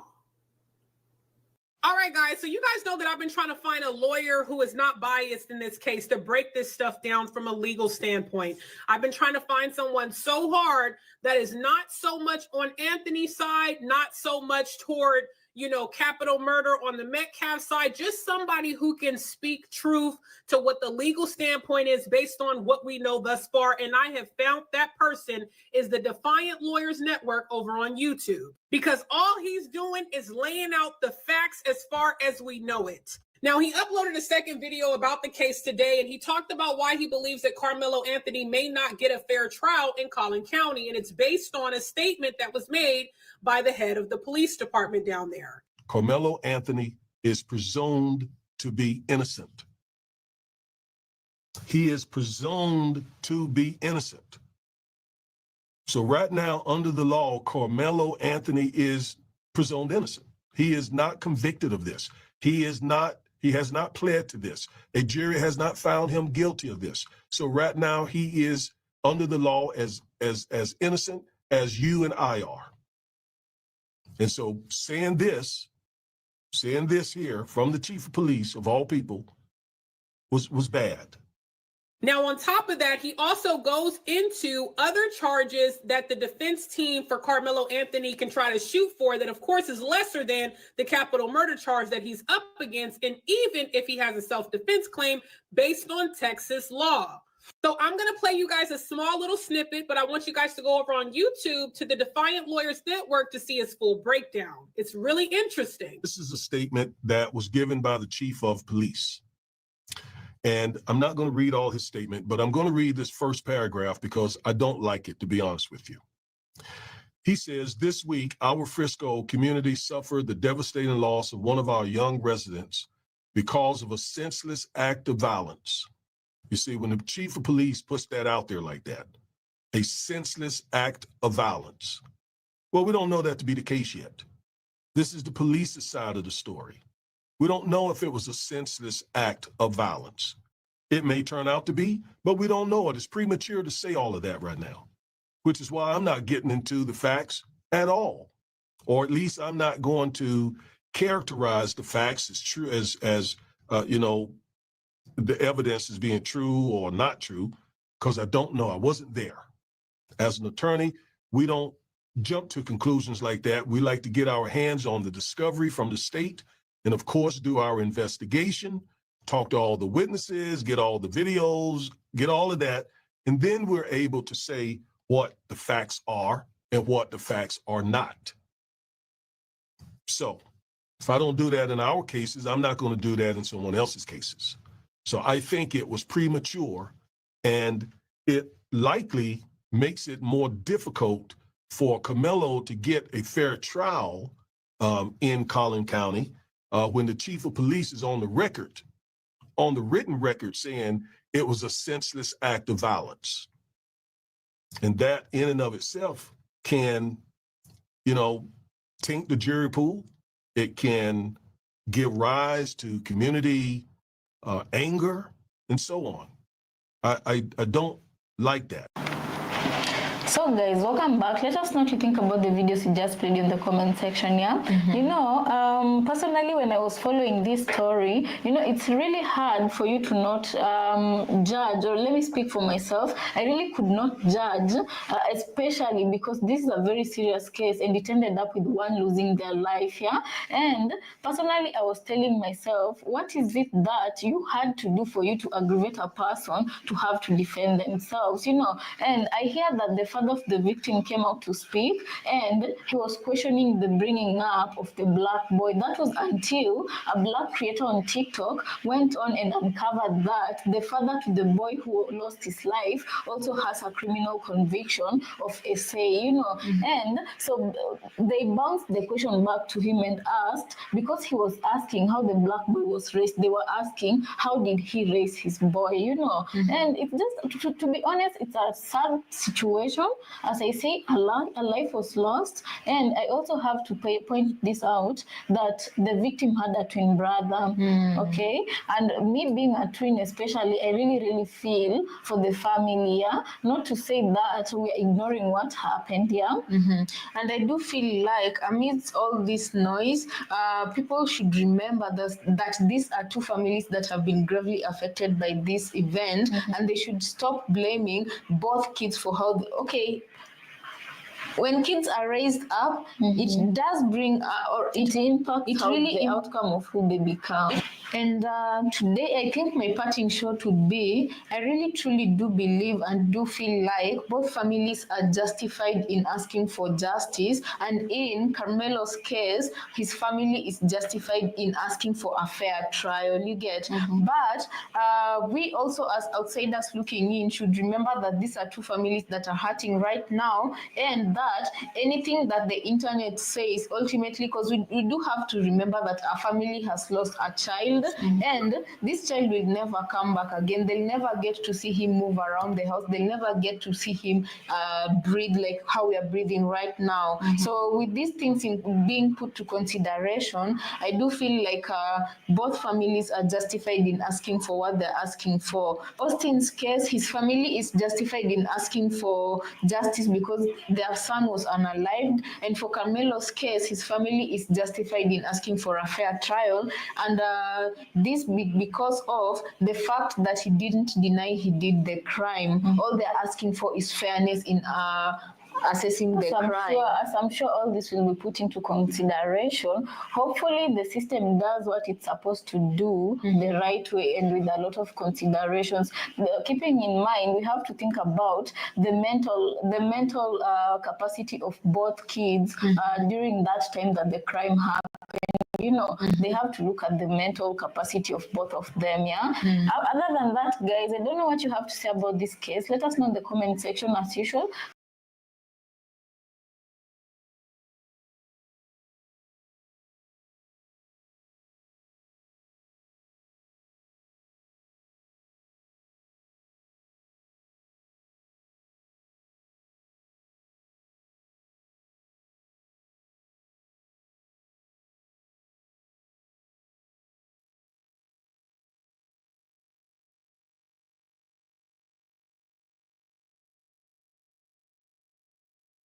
We know Cypher pretty well. He comes up here and eats a lot.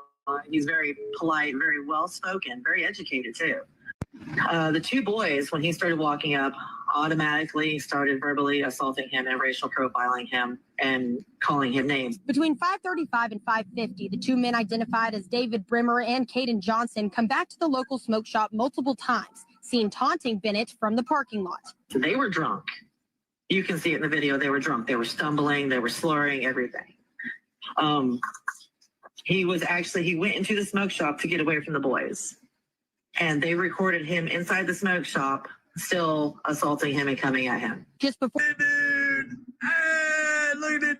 Look at it, dude! Hey, look at it! Look at it, dude! All right. Peace and blessings. Peace and blessings. All praises to the Most High. The Dred Scott decision that was made I think in the 1700s, set the precedent that a black man has no rights that a white man is duty bound to respect. And even though that law was made way back then, it still seems in effect today because, you know, the case of Carmelo Anthony has taken the nation by storm. You know, people have drawn lines in the sand. Is it self-defense or is it outright homicide?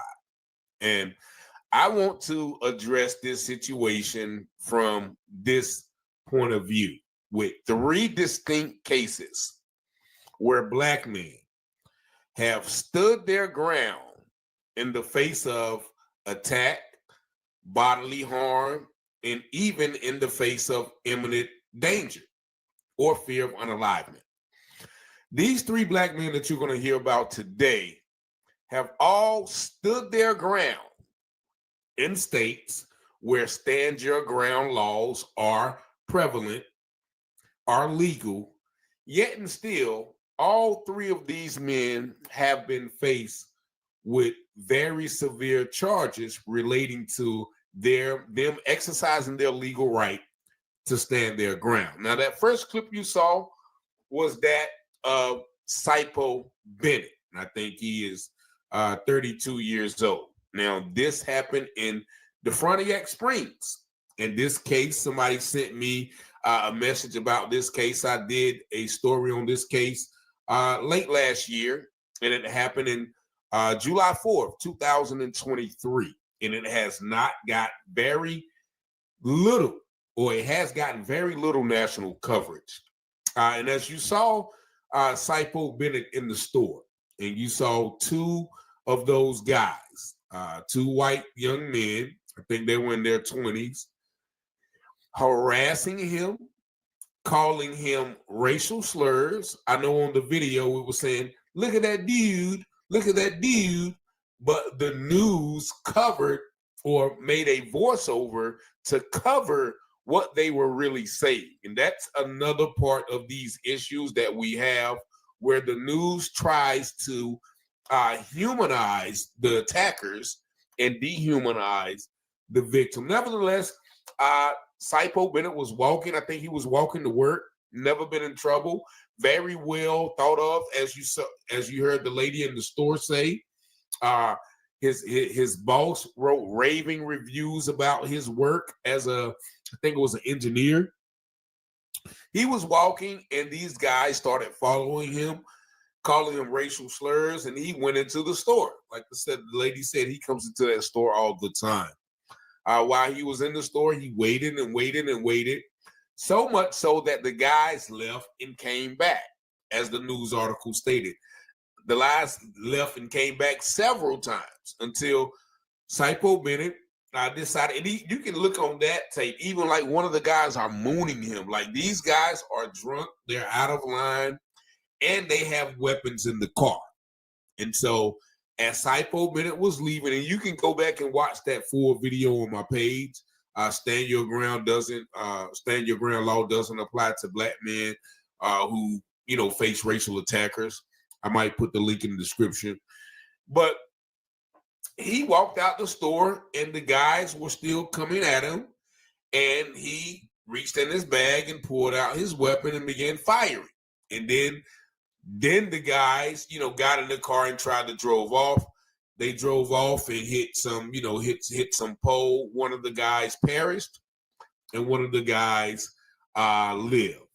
And one of the guys was actually, and you can go back and watch that video. They're trying to make these guys like they're the All-American, like they have never been in trouble, but they did have a weapon in the car. So Saipo's fears were correct. Nevertheless, he was still charged and is still being charged right now, if I'm not mistaken, or second degree or even first degree homicide. Now, many people have reached out to me, trying to figure out how we can help them.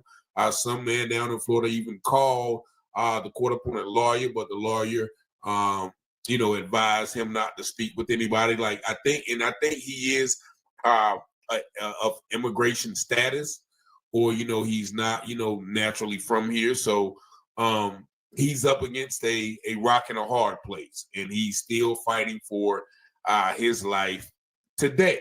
And so that's one instance. And the reason why I'm talking about this is because, once again, Carmelo Anthony was reportedly jumped by these two brothers, 6'2", 200 pounds, and he's only like 5-something, 130 pounds.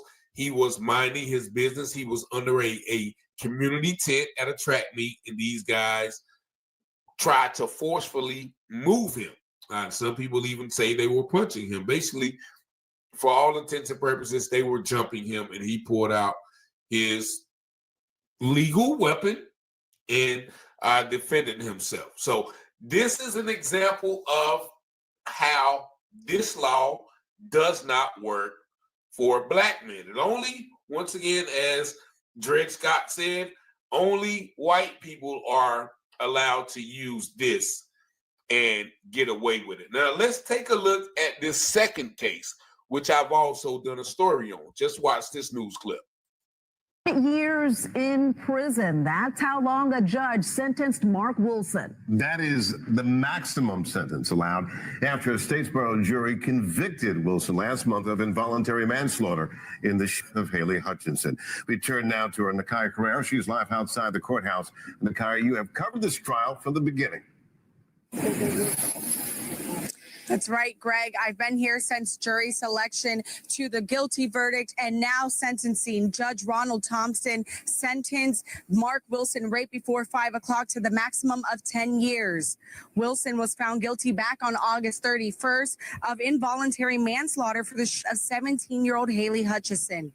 Wilson was out on bond during the trial until he was found guilty. The defense team spoke to us about the conviction. Our task was very clear, and that was to stop illegal lynching. This DA, like many runaway DAs across the state, Daphne Totten is no different from a Jackie Johnson, wanted Mark Wilson's life.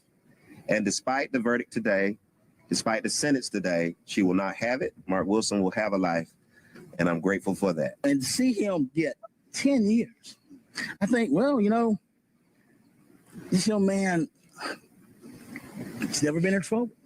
Yeah. Mr. Johnson, I think y'all did a records check, correct? Yes, sir. There was nothing found on this young man. This is a young man who, again, look at his family.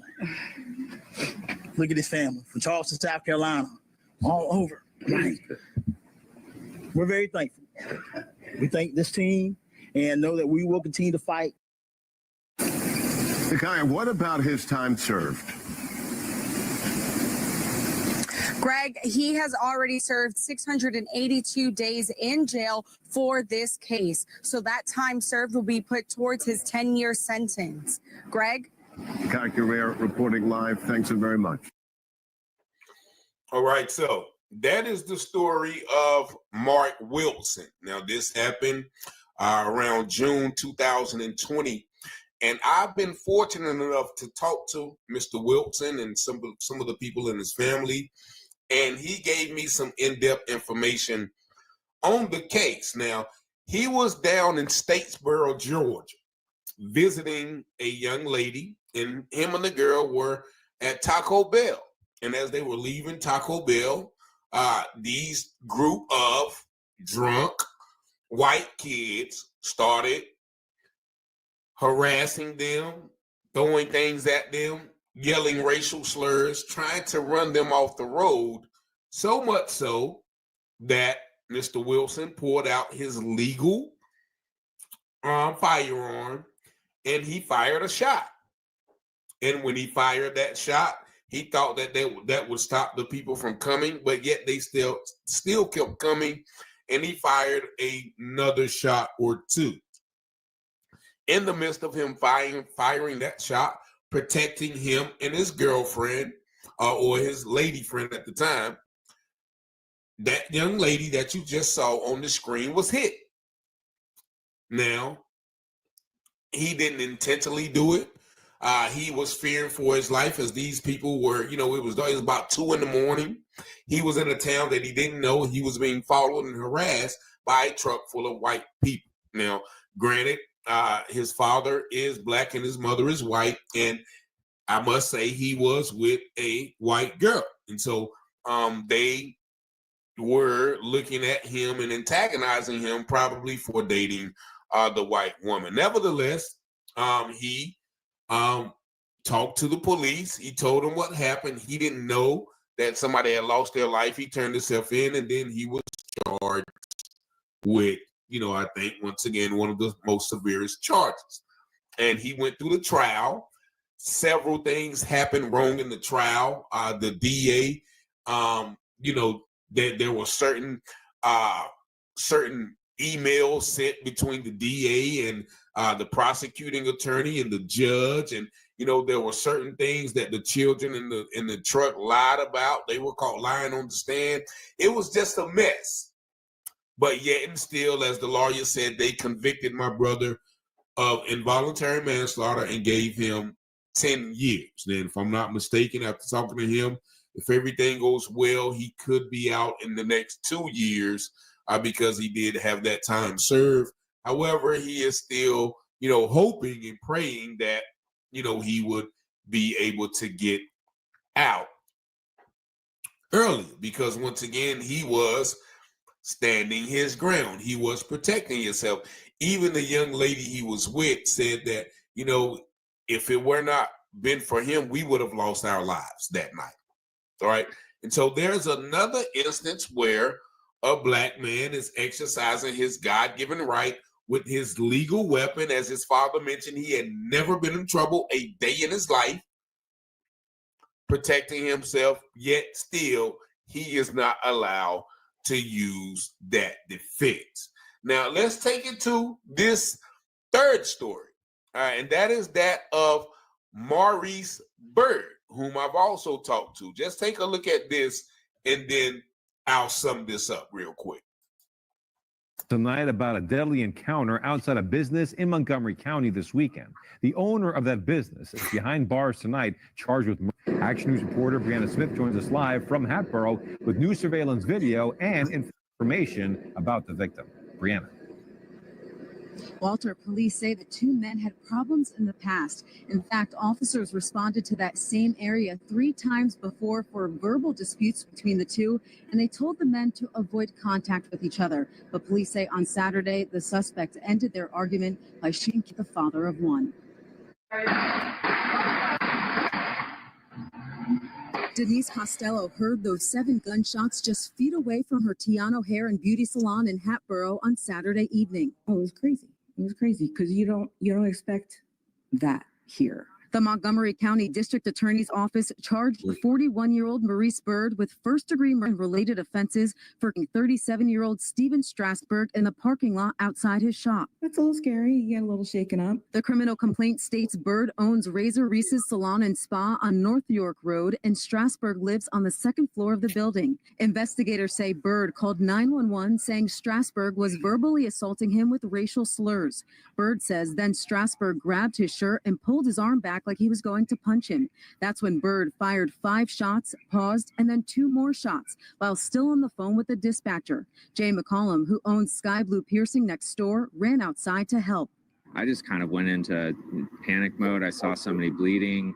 You know, I've got a shop filled with, things that can take care of that. And so I just ran and grabbed a handful of gauze, ran out and just held it on the wound on his face, and just waited there until the police came. Witnesses told detectives Strasburg was the instigator and charged at Byrd.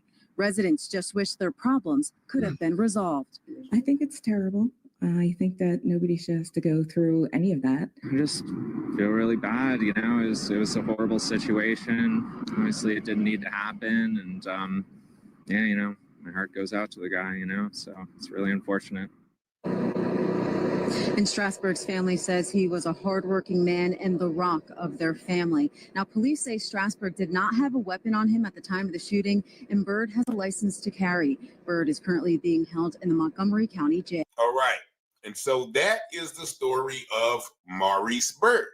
That happened last year in Hatboro, Pennsylvania. Now, fortunately for Mr. Byrd, his trial last month, he was found not guilty, yet and still he had to spend almost a year in jail, lose his thriving business, and endure all types of post-traumatic stress drama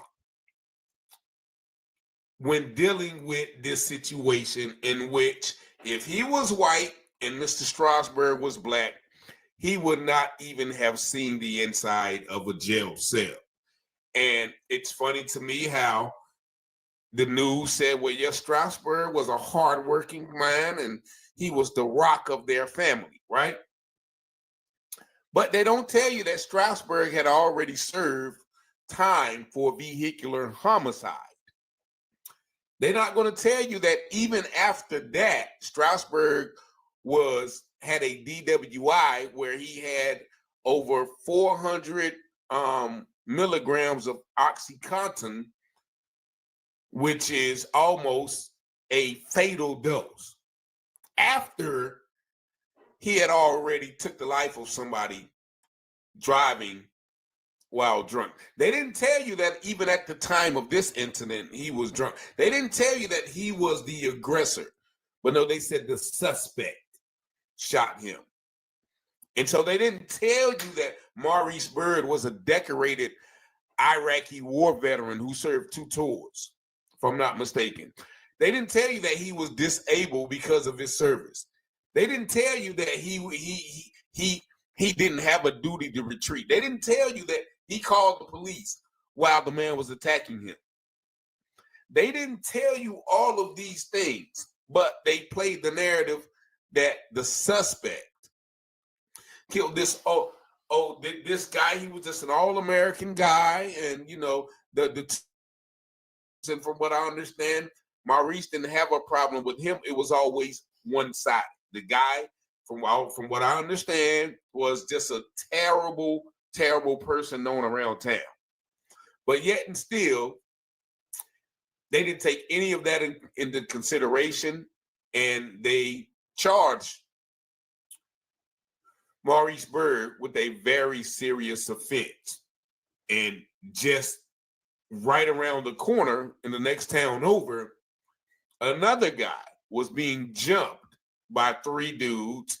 He pulled out his weapon and fired off shots. He unalived 2 of them, and one of them lived, and he never saw the inside of a jail cell. But of course, guess what color he was? White. So I'm pointing out these 3 situations for those of you who say that race doesn't play a factor in these deliberations, in these decisions on whether or not to charge or to charge people. And once again, we all know that Carmelo Anthony has been charged. And if I'm not mistaken, he is up for bond reduction today. He sits right now under $1 million bond for what many people feel defending himself in the state of Texas, in the wild, wild west state of Texas, where it's a cowboy state. Everybody's carrying, every man for himself. Don't put your hands on nobody, and nobody won't put their hands on you. So this is where we're at. We have 3 distinct cases. One man, Saipo Bennett, is fighting for his life after being targeted, racially harassed, just trapped in a store, basically, until he finally decided to come out. Okay, look, man, if I feel threatened, then I'm gonna let off. And that's what he did. No one is ever allowed to feel threatened but white people, I guess, and police officers. Kyle Rittenhouses of the world, Daniel Pennies of the world.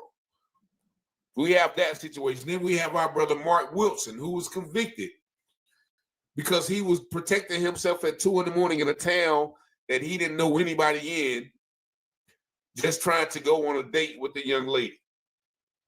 He was sentenced 7 years. And fortunately, once again, for our brother Maurice Byrd, this is not a case where he is spending the rest of his life for defending himself against a known criminal. Let's call him what.